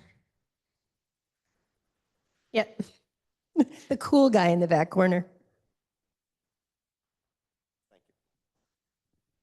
This works. Yeah, I think so. So when we were here last time, Just your name and where you live. oh yeah, that's first. Yeah, Peter Johnson, and I live at 33 Middle Street. Black t-shirt guy. And yeah, so I'm going to lift up what Alex here said earlier, and that is, so as far as I understand, we need 50% needs to be by train stations. Theoretically, they could split between the 2 train stations that we have. Supposedly, there's no room on the other train station, which leaves us have to put the 25 acres, I guess, in downtown, minimum in downtown. But it's an opportunity to put the 25 other acres out of the 50 somewhere else. Gloucester is big, right? And when I asked, you said, yeah, you take seriously looking at other places outside of downtown. But here we are again with a very detailed zoning possibilities for downtown. And I believe this is meant to be the 50 acres total. So my question is, like many people there's economic opportunities with all this thing, and Gloucester is big. And why do we deny the rest of Gloucester to benefit from this opportunity? We have Magnolia, for instance, needs some businesses. They could need more people. There's opportunities there. I think that would be great. They have a school there. School needs some kids. So again, it comes to that. You say, yes, we have these other places. We can't go other places. We look at other places. But then this is what we get, and this is what you show, and this is what you use your time to detail study. So my question is, why don't we see other places? Why don't we see the studies that do other places, or the 25 acres that you can put somewhere else? And that's my question. Thank you. Thank you.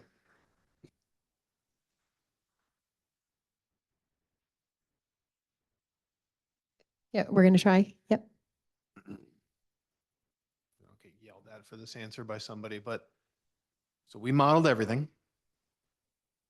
Model be a capacity of 10,000 units across the city. Where you can support outside of what we've shown here, fairly substantial unit capacity, as Greg said before, are largely in places where there is no zoning to support multifamily today, and someone can't do that today. And they're largely either undeveloped areas where nothing's happened, or maybe it's a large parcel where someone has a single family home, or maybe there's a 2-family on there. I'm just speaking for Eric. I'm not speaking for the city or anybody else. But a lot of the feedback that I heard in the first public meeting, in the Q&A session, and a little bit in the planning board meeting was stay away from those areas. We don't want to do that. So what we're presenting to you tonight stays away from those areas. But if folks in this room, folks online, folks want to write into planning board members and city councilors and to the email address that goes right to Greg or Eric and say, you need to look at those, we want those areas in, we will 100% look at those areas and model them. We already have. I just don't think that's the direction that we've been hearing from the majority of the people that we've been hearing from. But if I'm wrong as Eric on that, let us know tonight. Let us know that we got it wrong and we should be going back to the presentation that we showed at the planning board meeting where we showed all those districts, and we can go back and look at that. But that's just Eric talking. You good? Okay. Well, again, and just because it's an area hasn't been identified on the screen right now is kind of the point. If people have other ideas about other areas, that's you know, at some point it all has to be packaged into something that shows compliance. And so, as we said, if you start zoning more areas outside of the district, you're going to have to zone more area within the station area. So it's kind of like an accordion. So if we start identifying, you know, hundreds of acres outside of that area, we're going to start to look like the R5 scenario in downtown, plus everything else. And so the capacity at that point, as Eric pointed out, would start to be in the thousands beyond the minimum requirement of the 2,270. It can be done. If everybody wants everything everywhere all at once, we can certainly do that. But I think maybe the other thing to do is you know, some of those, you kind of presented those districts as kind of like almost like a cut sheet for each district. It shows how much area it is and what the potential is. And I believe that presentation is on the website right now. But we can certainly circle back with the planning board and look at those again and potentially identify others if people have ideas. That's what we're looking for. And again, there is a timeline at some point in the fall. We're certainly not there. And if there are specific areas that people want to email in, I think this is a good idea. Or again, expressing more the idea that, you know, we think this should be creating opportunities throughout the community. Please share. Thanks. Okay. Valerie, you're next. Salta, I'm sorry, but you're going to have to wait till everybody has a turn, plus the people on Zoom. And Greg, can you see how many people we have on Zoom? No, take your time. Go ahead, Valerie. Valerie Nelson, 7 Sunset Point Road, which is out in Lanesville. So I have to say, I'm speaking with no direct dog in this fight because apparently Lanesville is not. Mike, do the mic. So if you're asking me my values, what I would pick, I would say definitely a hybrid approach for a couple of reasons. I've looked at a lot of other communities. They have a lot of different kinds of districts. And I think the reason for that, which applies here, is when you have a complicated community, you should work to tailor these to fit into the history, the architecture, the open spaces, where the amenities are, et cetera. I think it comes down to trying to balance, which you talked about in the planning board. I agree. Stay away from historic districts, stay away from floodplains, try to get near amenities. Those were all sounding to me like good values. When you hit the value of equity and when you hit the balance of practical compliance versus new production, that's where I think it gets interesting. I personally believe it's for the good of the community to try to spread the burdens. So some of those in Magnolia or Shaw's or maybe the West Gloucester train station. Those to me where we share in this as a wider community, those strike me as good for us. I personally have no problem with practical compliance. When we have Halyard and other older, denser places, this is a stretch for us. If we can use some of that to meet our compliance, fine with me, but it's good to also go for some higher density. What I'd like to ask is, like with Reimagining Railroad, if you can start to tailor some things that fit and where you're not cutting down trees and just destroying the neighborhood, are you planning to have neighborhood meetings where you drill down enough to know the exact impact on those districts in the R5 or outside that you're actually looking at? Because I think that fine detail where values and residents come in, that's what Reimagining Railroad did. Are you planning, once you get some, to drill down in great detail with the residents of those particular district neighborhoods? Thank you. Thanks, Valerie. I think it's up to city councilors about having neighborhood meetings, and I would encourage everybody to contact their city councilor if they want to have a neighborhood meeting about this. Okay, I see 4 people here. Did you figure out how many were on Zoom? There's 22 people online right now. Okay, so There's only one person with their hand raised, so maybe if folks want to start to raise their hand online, if they are Okay, we can- interested, so we can just get a sense. right, and are we trying to stop right at 8? We are. Okay, so everyone raise your hand who has another comment. 1, 2, 3, 4, 5, 6, yikes. Okay, we're really gonna have to be efficient. We're gonna start with Tracy. Let's do 3 people, and then we'll move to Zoom, and then we'll try to get to the rest of you. 2 minutes.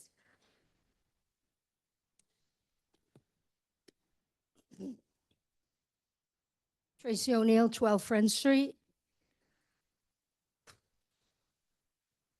I want to address this to the audience because the MBTA Communities Act, Chapter 40A, Section 3A, is not a law. It's an act. It has to be voted on by the city council. And the city council is the only authority to vote on the amendments that go with Section 40A, 3A, the zoning amendments, the MBTA Communities Act. Because this act regionalizes Gloucester with Eastern Massachusetts communities, except for Boston, Cape Cod, and Nantucket, the act is unfair, excuse me, and that it forces Gloucester to be part of an MBTA community. We will be labeled as an MBTA community. So forget about individualism. You are no longer Gloucester by the Sea. You are Gloucester, an MBTA community. As an MBTA community, the state will control the land that is currently controlled by the citizens and voters of Gloucester. Aside from losing our culture, our breathing room, we will lose our right to vote. The right to vote is the cornerstone of democracy. What right will they take away next? In my mind, this could very easily be the beginning of the end of democracy as I see it. The town of Milton voted down the amendments of 3A. The governor instructed the attorney general to file a lawsuit against the town of Milton, basically denying the citizens and voters the right to vote. How on earth is this right or just?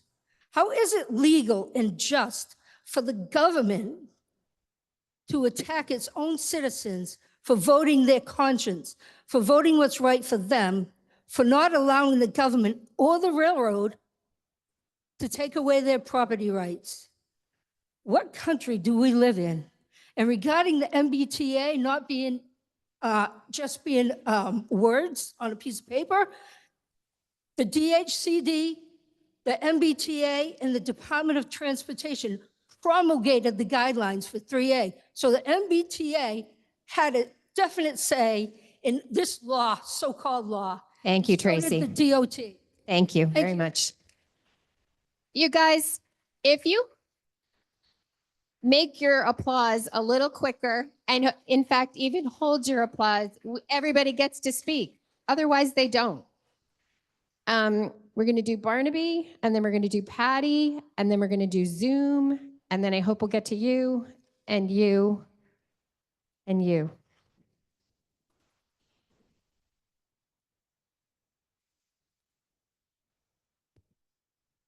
Hi, Barnaby Prendergast, Fernald Street, West Gloucester. The first question I wanted to, well, a sort of mixed question.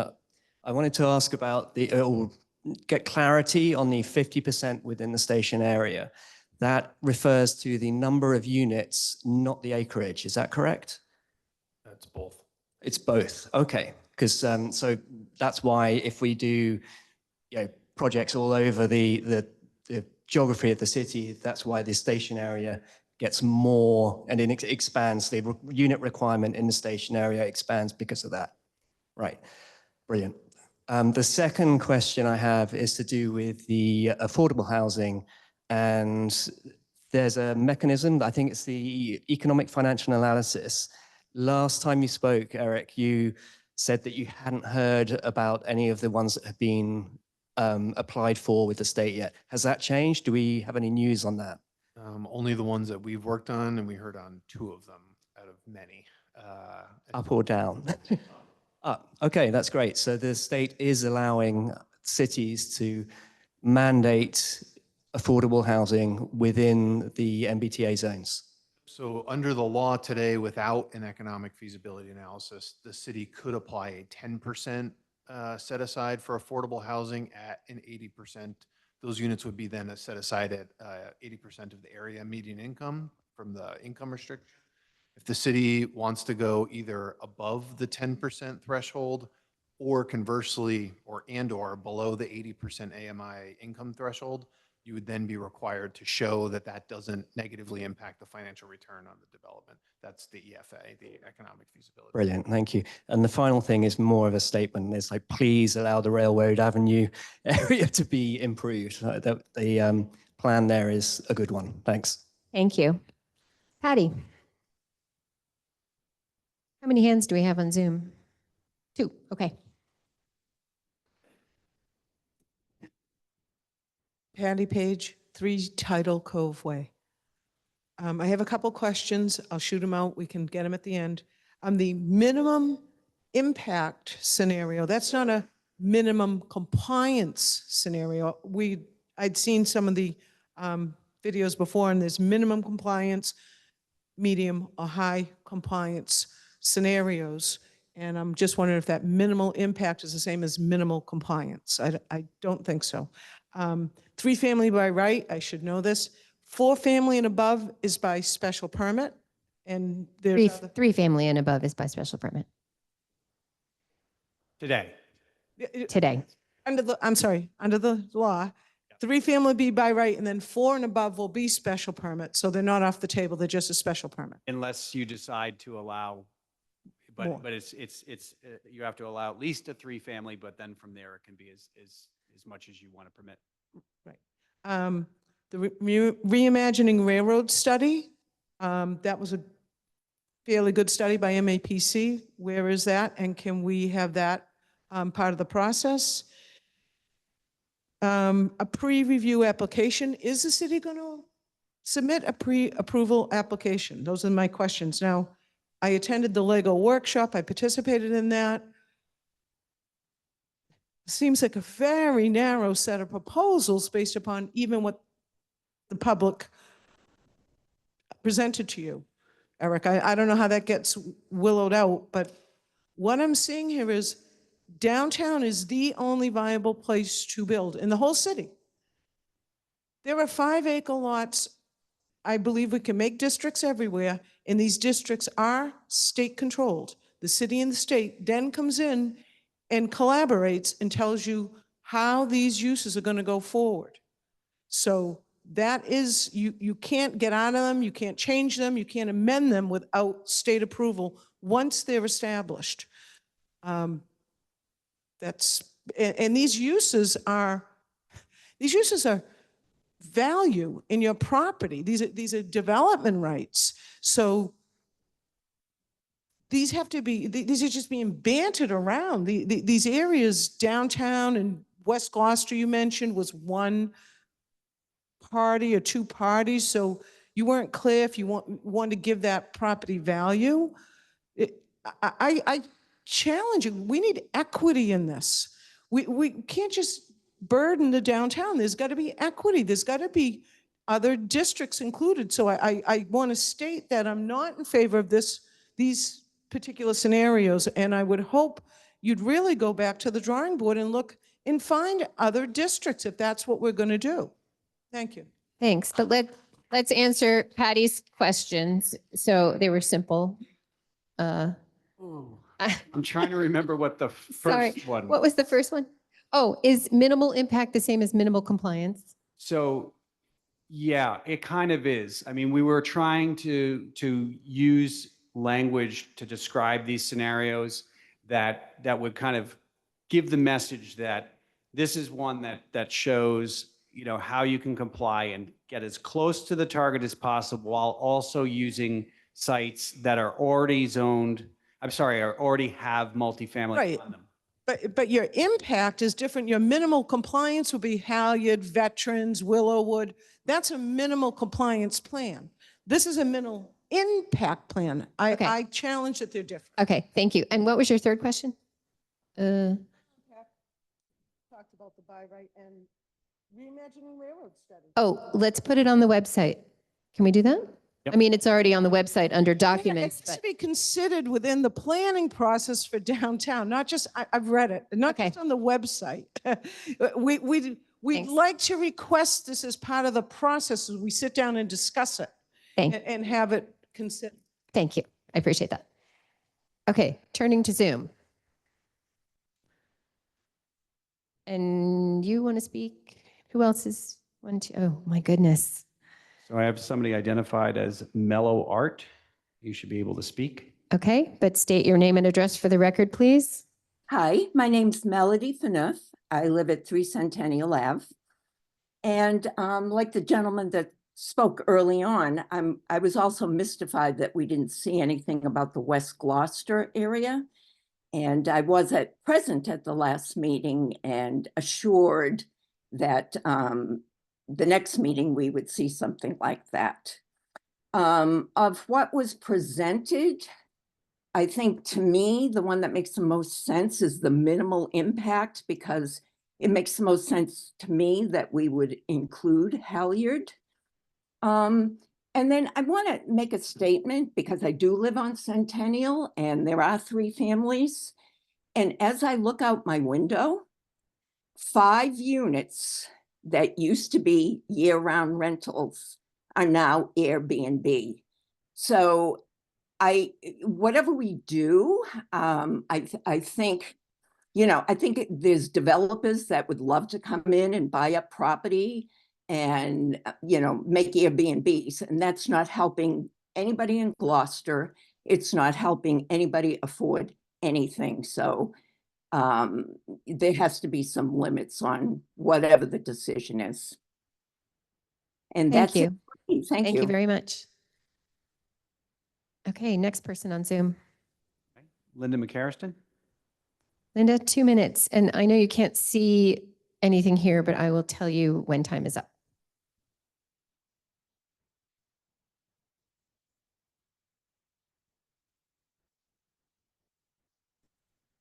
There, now can you hear me? Yes. Okay, thanks. I'd like to affirm those people who are speaking to the larger issues that surround these decisions, the micro decisions, which are, of course, macro decisions for Gloucester, but particularly with regard to infrastructure of all kinds. No one mentioned the possibilities of various emergencies. Once we have 2,270 new units of housing, we're going to have probably double that number and population. That would be a couple with no children. But we have seen the paragraph regarding how many bedrooms may be in some of these apartments and how the population inhabiting a bedroom can't be limited. We could be, I think the people who've suggested an explosion of population are the ones that we should be listening to. I would like to ask a large question, which refers to the purposes clause of the zoning amendments. I'm just going to have to read a short bit of that. The purpose of the zoning ordinance is to promote and enhance the health, safety, convenience, quality of life, and welfare of the inhabitants of the city of Gloucester. And it will have these specific objectives: to lessen congestion in the streets, to conserve health, to secure safety from fire, flood, panic, and other dangers, to provide adequate light and air, to prevent overcrowding of land, to avoid undue concentration of population, to encourage housing for persons of all income levels, even the middle, to facilitate the adequate provision of transportation, water, water supply, drainage, sewerage, schools, parks, open Time, space, Linda. and other requirements. I'm sorry, I didn't ask my question. To conserve the value of land. I'm and- sorry, and Linda. Thank you for your time. No, my question is, Okay, make a really quick question. or which of these elements of the purposes clause for the zoning amendments do you plan to suspend, minimize, or get rid of in order to comply with the state's MBTA multifamily housing amendment? Thank How you. how are you going to carve up and throw away Thank our you. That's enough. Thanks. Gloucester plans to comply. And just to correct a misstatement, it's not 2,200 new units because the minimal impact approach, I think, when we saw that table, it only adds something like 300 new units. Okay, it's 4 of 8. I'm sorry, Salta, there's still more people who haven't spoken. Mr. Long sleeves black t-shirt followed by Mr. Short sleeves black t-shirt. And that might be all that we have time for, or do people want to, we're gonna wrap it up?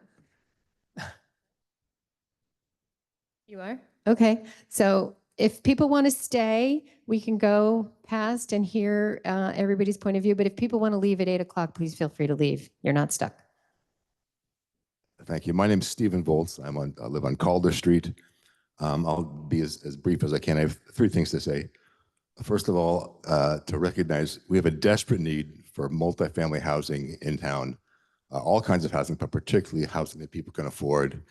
And many working people today can't afford a single family house. The only kind of units that are something that a teacher, a fireman, a person that works in the store can afford are multifamily units, whether those are condos or 3 families or whatever. So we need a production plan focused plan, something that's going to give us more units, not just units on paper, units real people, not rich people can live in. And the only plan that begins to come close to that, from my view, is the zoning for production plan. I think we really need to move forward with something like that. And then just 2 questions, and I don't know the answer to these, but I'm curious. One is, has it been considered to share the burden to go to 3-family as of right from 2-family as of right across the city? I don't know what that does to the area around the T station, but it would seem like it wouldn't be a problem because it would also have 3-family as of right. And the second question is, have you given any consideration to reducing the minimum lot size? Because that seems to be the biggest bugaboo when you lay out the plans and you play things out how they really are on the ground. All of those non-conforming lots. I lived for many years downtown on a street where the lot sizes, I was just looking at them on a line, are 1,000 to 2,000 square feet, cheek by jowl, and it was great. It's a great neighborhood. So those houses have been there for 100 years or more, and that's true all over the city. So if we just thought about reducing the minimum lot size, I think we would do a lot to be able to create more units. Thank you. Thank you. Just quickly on the 3-family as of right across the whole city, one challenge we would have is if it was actually going to be one 3-unit structure on a parcel, which is kind of what we're talking about, and which is what we're talking about in the R5. If you had a 3-unit building on a 20-acre parcel, your density plummets. And there's a ton of larger parcels around the city. So I think we would struggle with the density, but great question. Minimum lot size lowering, it's certainly something we could put in front of the planning board and have on the table. And you're right, it would bring a lot more lots into the model for compliance and would allow more, but it would just be ultimately a decision for the city as to whether they want to go in that direction. Thank you. Okay, sir. And by the way, thanks to everyone for participating. No matter what your opinion, it's really great to hear from you, and we need to hear from you, and we appreciate it. For 2 minutes. Good evening, everybody. I'm Clayton Sauve from 28 Fort Square, and I want to do a little basic math tonight. Right now, the city has got about 2,300 students in the school system, give or take. The tuitions for those 2,300 students are $50 million a year. If we add 2,300 new units, we're going to need another $50 million in tuitions. It's basic math. Less about $10 million in taxes those new units will bring in. It's going to leave $40 million every year that the city has to come up with. The taxpayers are going to have to come up with that $40 million every year in perpetuity. I'm wondering where you guys are going to get that money. Where do you think you're going to get that $40 million every year? And that's not even taking into account the hundreds of millions of dollars you're going to need in new schools and other infrastructure. Some more basic math. 2,300 more units, additional new units, is going to result in about 5,000 more cars in the city. It's hard to park in the city now as it is.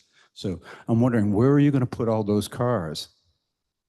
And finally, I keep hearing you people say there's no simple solution to this problem. And there really is a simple solution. The solution is no. You say no. Very simple. Thank you. Thank you. I just need to correct again one statement. It's not 2,200 or 2,300 new units. The only one that comes close to creating a lot of new units is zoning for production. The minimal impact scenario that we showed you is really about 300 new units. And we're on a black t-shirt roll, so we're going to go right there.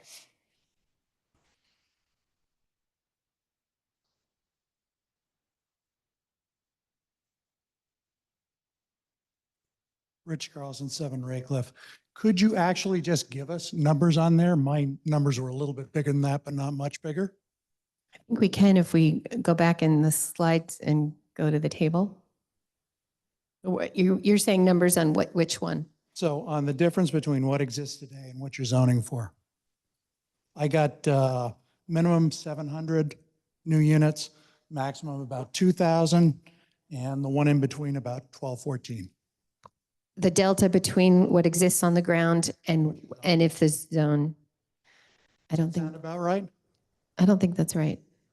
Yeah. If you just publish it, I think that would be helpful because we hear things like you're going to be adding 2,300 new units, which you're not. Okay, no, we're not. And so in the interest of time, I don't think we'll go back to that slide right now, but we'll definitely make that available to you. A couple of comments. The idea of publishing standards for what's built, I think would be very helpful.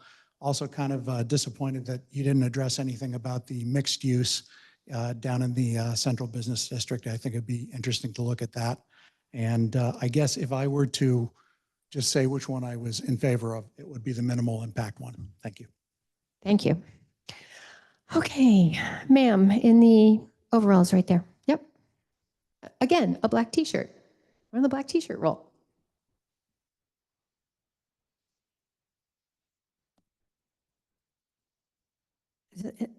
My name is Tracy Mark. I'm at 309 Essex Ave. And I have a question about the map. Isn't the yellow Magnolia? Yes. Yes. It is Magnolia. I'm in support of that. I think that is great. I think that could be a thriving community. They're already trying to do a lot of things to bring people in there. So I am all for Magnolia sharing some of the burden there. And also, I just wanted to add, and I don't know what part we can do this, but protections for existing tenants when a building is purchased for development, maybe a 2-family is purchased to go to a 3-family, and that's something our housing production plan does mention, that protection should be in place before we implement that. And also, someone had mentioned the short-term rentals, and I do think that is an issue, and I hope that maybe we can have some requirements or some ordinance about that at this time. And also, I'm just throwing this in for fun, but I think it would be great to have some kind of tenant's opportunity to purchase. So should a developer buy a building, a 2-family, to make it a 3-family? Yeah, I would hate to see more tenants displaced. Thank you. Thank you very much. Yes, ma'am. Who else do we have that still wants to speak besides Insulta? Okay. Sorry. So, okay. I'm definitely Salta, Tracy, Peter. You guys have already spoken, so we're going to go to other people first. Yep. I'm Donna Cookaroo, 2 Juniper Road in Gloucester. I grew up in the center of the city. It's still a family home, 3-family. My son owns a 3-family home on one of the streets you mentioned off of Trask Street. And it seems, this is my first time coming to this meeting, and it seems like the inner city is going to be the one that's affected the most. I didn't realize that. I thought it would have been maybe West Gloucester because they have a train station. And the reason I'm here is because I can't drive on any of the city streets. If you go up Millard Street, Warner Street, Mount Vernon Street, and somebody is coming the other way, you have to pull over. There's cars parked on both sides of these streets. I can't move in the inner city. So I'm concerned about what's going to happen to the middle of city of Gloucester, which is where I didn't realize it was targeted like this. I thought it would be shared with the West Gloucester train station. And it's hard to move anywhere in the inner city and drive. It's too crowded as it is. Thank you very much. Okay, the woman in the green shirt in the way back, and also you're next. Okay.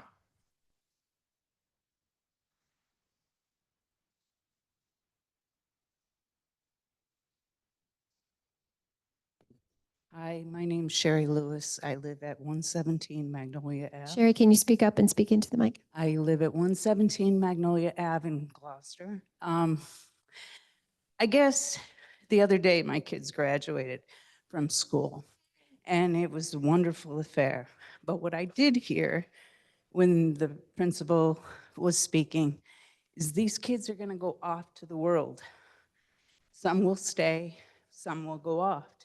Many are going to have to go off because there's not affordable housing in Gloucester. And we need to put in place, before we're forced by the state, rules. We need affordable housing that the average person can afford, not condos. And I would like to leverage, while we have the chance now, and say what our needs are for Gloucester, and not just do as we're told. And that's really what I have to say. And one thing, is Green Street up here or in the plaza? Are you considering Green Street, the park? No, that Up area. at the Halyard? Yeah, so the areas that are designated as green are not to be included. They're exclusions. They're exclusions. Okay, thank you. Thank you.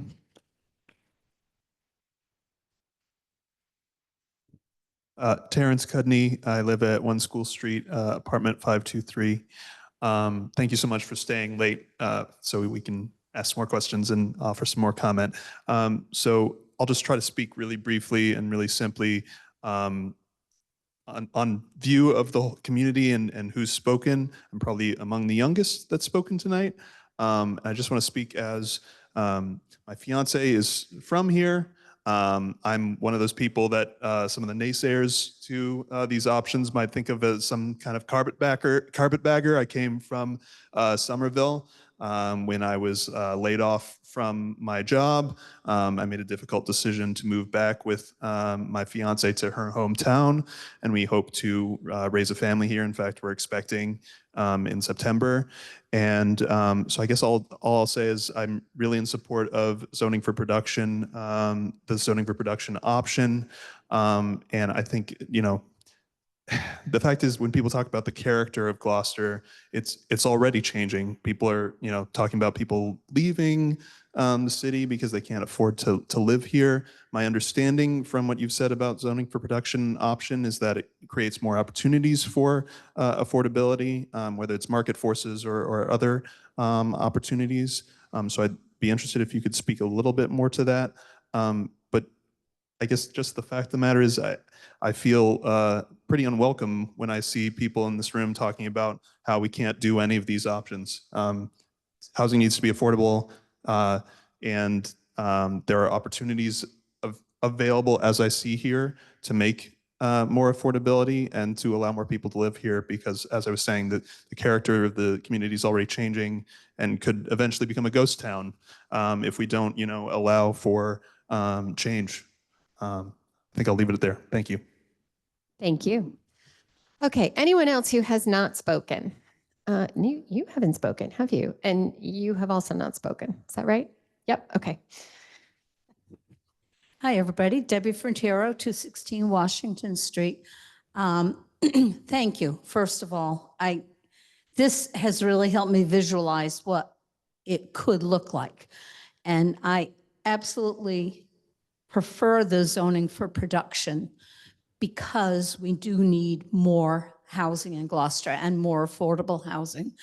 And I think some of the questions about this huge increase in population, Gloucester's population has been for decades around the same. In fact, our population is down. The number of students in our schools are down. We have our average house size now is just over 2 persons per unit.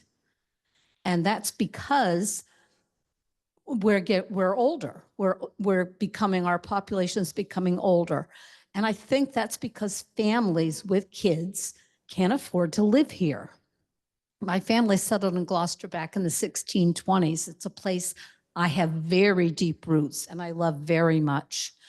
And I want Gloucester to be able to continue to support families and not just wealthy people who want a place by the sea.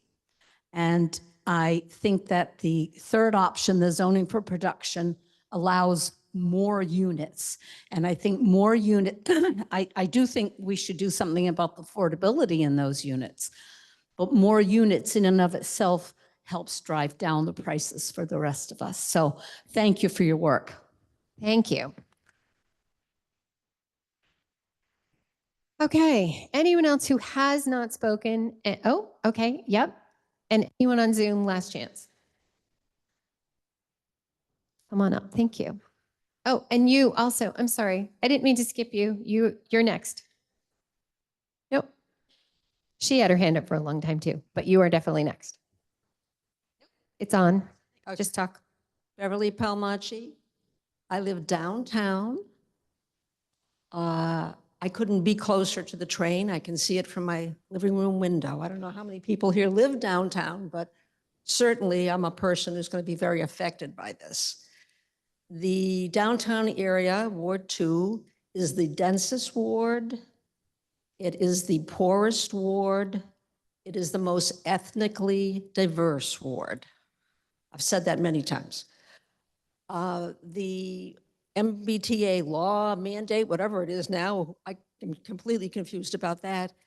And the Attorney General of the state claims that our zoning in Massachusetts is discriminatory. So I don't see how we can apply discriminatory to a place like Ward 2, because we're not. We've got everything. We're the poorest, we're the densest, we're the most diverse. Quality of life is certainly an issue for me.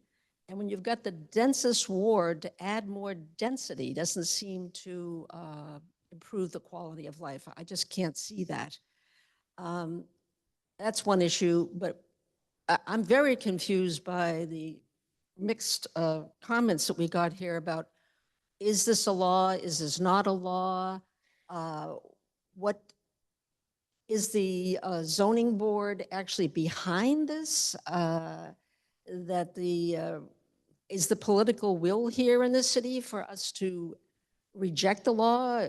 What I heard earlier was that it's not, and yet other people said otherwise. I think that really needs to be clarified, where this city is, the city, the leaders of the city, the people who are coming up with these ideas. Are they trying to steer us toward the law? Is there any impetus or desire to fight the law? or if it's not a law, whatever it is. But I think it's really important that that be clarified. Thank you. Thank you, Beverly. Do you want to just make a quick statement about that? Just a quick statement. Again, the city council is the one that's going to decide. And who do we have left? Do we have any city councilors left? Oh, so there's a couple. What we've been charged to do, and the planning board has been working on, is to provide scenarios that comply. And then the city council decides, but there's no direction from the administration to reject it at this point. Actually, we had to have interim compliance, and we provided a plan and a schedule for how we would develop zoning that complies, and that has been filed. So it is something that will be a consideration of the city council, whether they like the scenario that's presented in the fall, and they will decide. But there's no action being taken by the city administration to reject the law.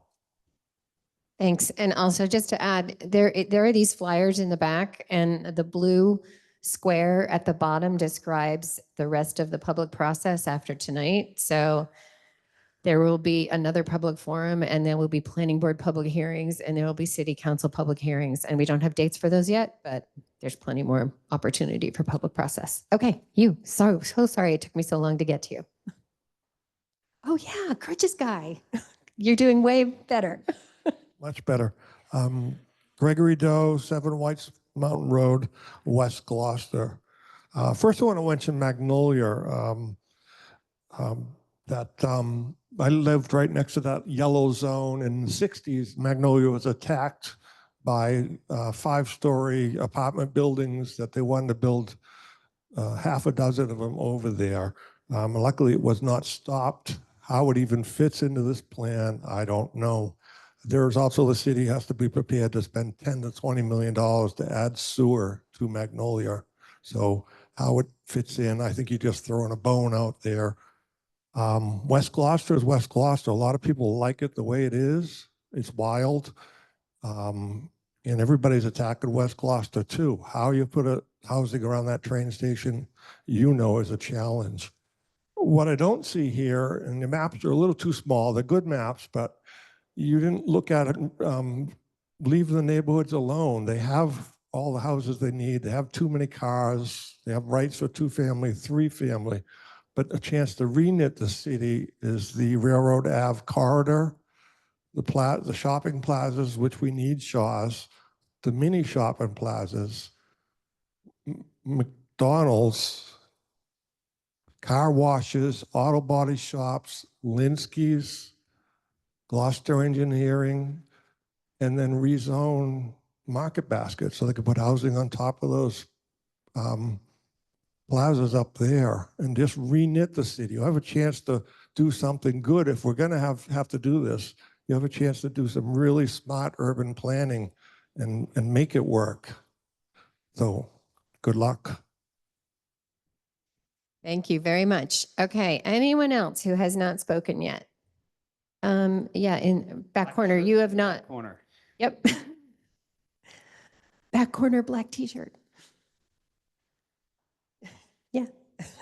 And black pants.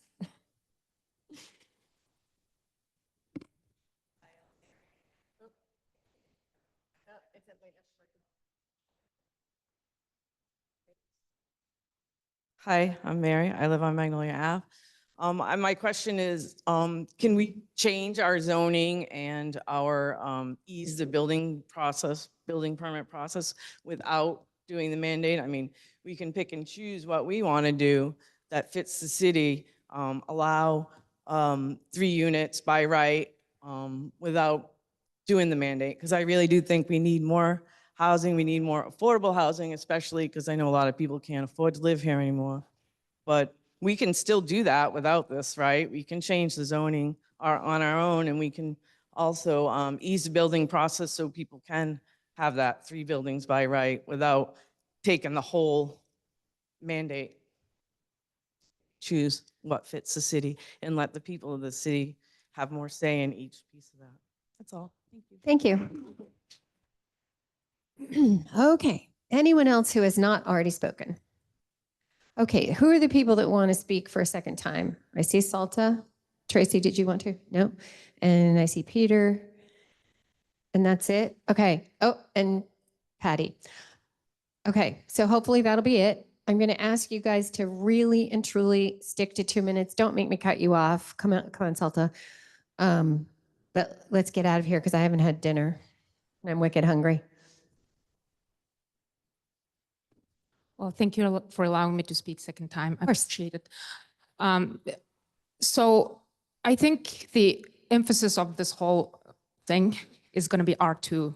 And I really want to bring back the point of equity. I agree with Patty and whoever else spoke. I think we really need to share the burden. We cannot do it all alone in downtown.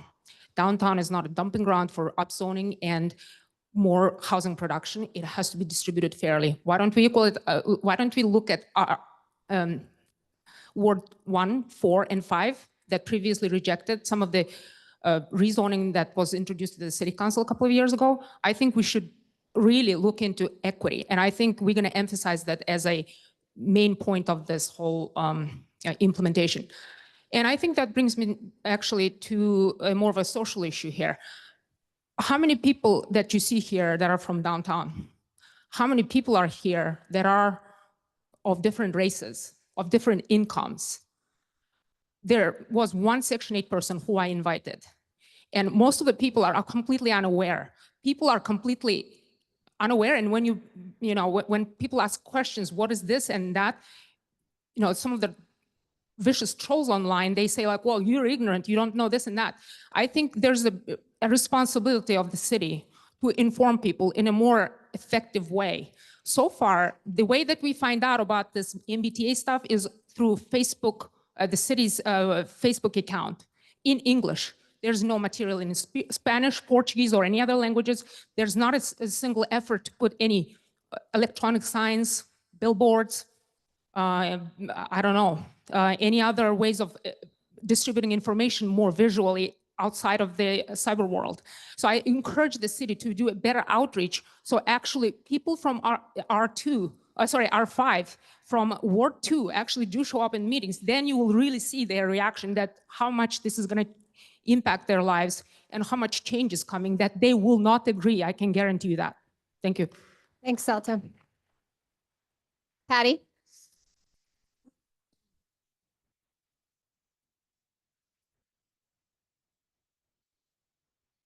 Hi, thank you. Patty Page, 3 Tidal Cove Way. I'll beat the dead horse. I definitely believe that we need equity in these plans if we are going to take this under. I went to the Lego workshop. I'm unclear how we got from maybe 20 really fairly reasonable, serious proposals to, I hear we only want it downtown. I don't hear that. I didn't hear that. The only meeting that's been in between is the Joint Planning Board and P&D meeting. Now, there was some discussion, but no consensus that I really got. So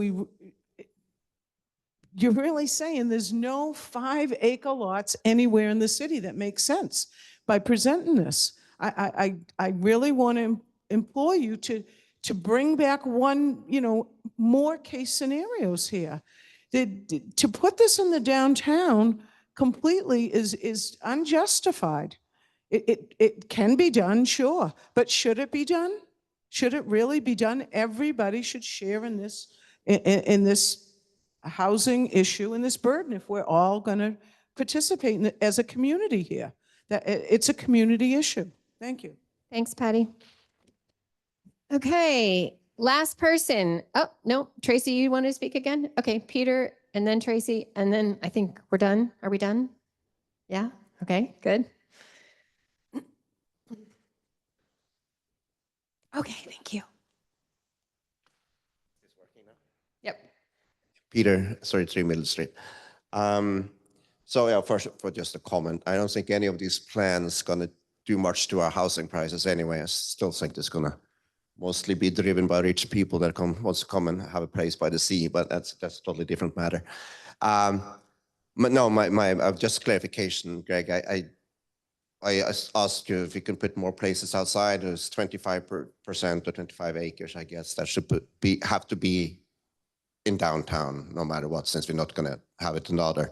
And then but then makes it 25 acres outside that potentially could be placed on. But then I didn't really understand your response, but you seem that you implied like if it sinks outside downtown, actually going to increase the total acreage that we need to zone. I didn't understand why that had to increase the total acreage. For example, if you put 30 acres outside the downtown, you would have to put 30 acres inside the station circle as well. So 50% of the acres have to be within the station circle. And so unfortunately, if you raise the amount of acres outside the station circle, you're going to, in order to maintain 50% inside the station circle, you'd have to raise the amount of acres in there too. But you got 25, right? Yes, you could do 25, 25, correct. That was, So just to be clear, those are the minimum standards. And if you were to only zone 50 acres, it would be at a much higher density, Probably over 50 units an acre. 50 units per acre. So That is almost twice as dense as the Halyard, just to put that in perspective. That's what we're talking about at 50 acres. okay, then. People support makes that. sense. We will 100% look at that. Okay. I'm guessing they don't. Okay, We're not getting Thanks. pens. Also, if we're going to have, I'm sorry, I have to come Go. away with some clarity. Do it. Because, as the consultant, we're going back and forth. We're running out of time. Now, there's always the opportunity to say no, though that's not my job. We will come back and we will present districts outside of what we presented. We can do that. Recognize those do not have multifamily zoning today. There's almost nothing on a lot of those parcels that were suggested. If you put zoning there, that is housing production. There is a higher likelihood something will happen there. If you're behind that and you're good with that, let's rock and roll. If you're not, I just want you to recognize that's what that means.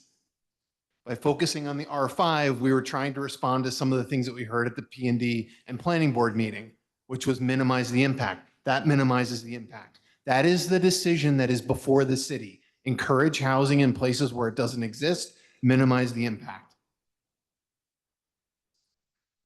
Okay, but that's fine.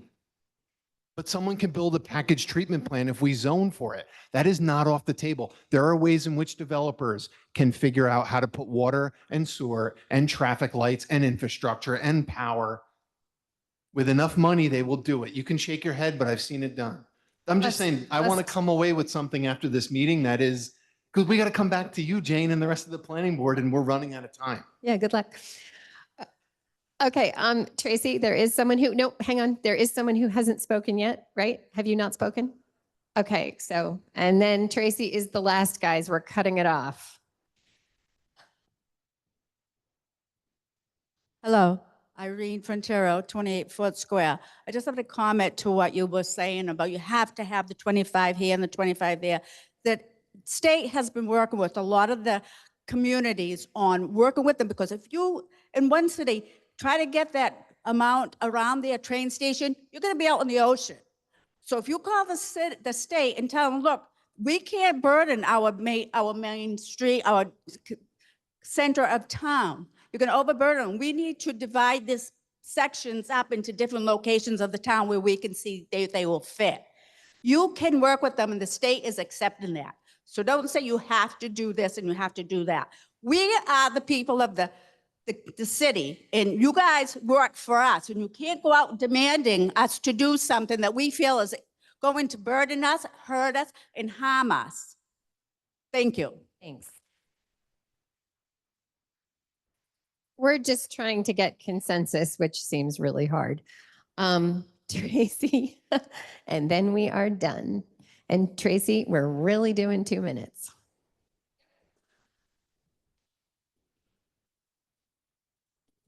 Thank you for letting me do this again. Sure. Tracy O'Neill, 12 Friend Street. My phone just died, but I was looking up the apartments at Suffolk Downs, right? A 450 square foot apartment, studio apartment, is going for $2,450, $2,650. So I don't know how many apartments they're putting in Suffolk Downs, but it's quite a few. So the idea that more housing is going to bring prices down, I'm not buying it, especially in a seaside community. There's just no way in my mind that prices are going down. What else did I want to say? I'm sorry. Oh, parking in the R5. You mentioned that there will be 2 parking spaces per dwelling unit. In the R5 unit, in the R5 district, that's not true. There's 1 parking I'm space. going to interrupt you. Go ahead. They modeled it based on 2 parking spaces, and if that's what we would require, we would change the zoning to require 2 parking spaces. Currently, it only requires 1 per unit. That would be a huge problem for people who already live here. No, we wouldn't make units that only have 1 parking space come into compliance. We're just saying if any new units are created.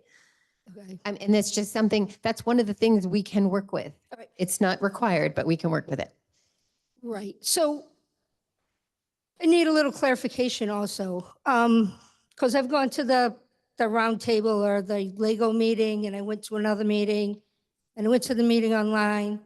And last week, or the last time I was here, I was told that if you converted a 2-family into a 3-family, that you would get a net increase of 3. Is that correct?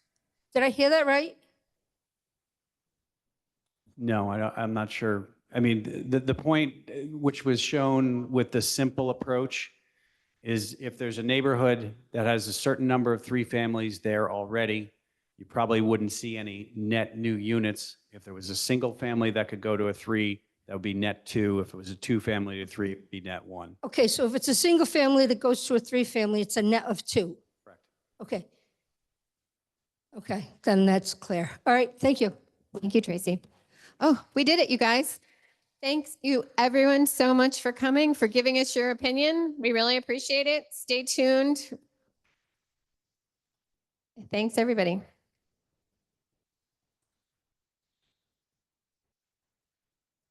You got consensus, Eric?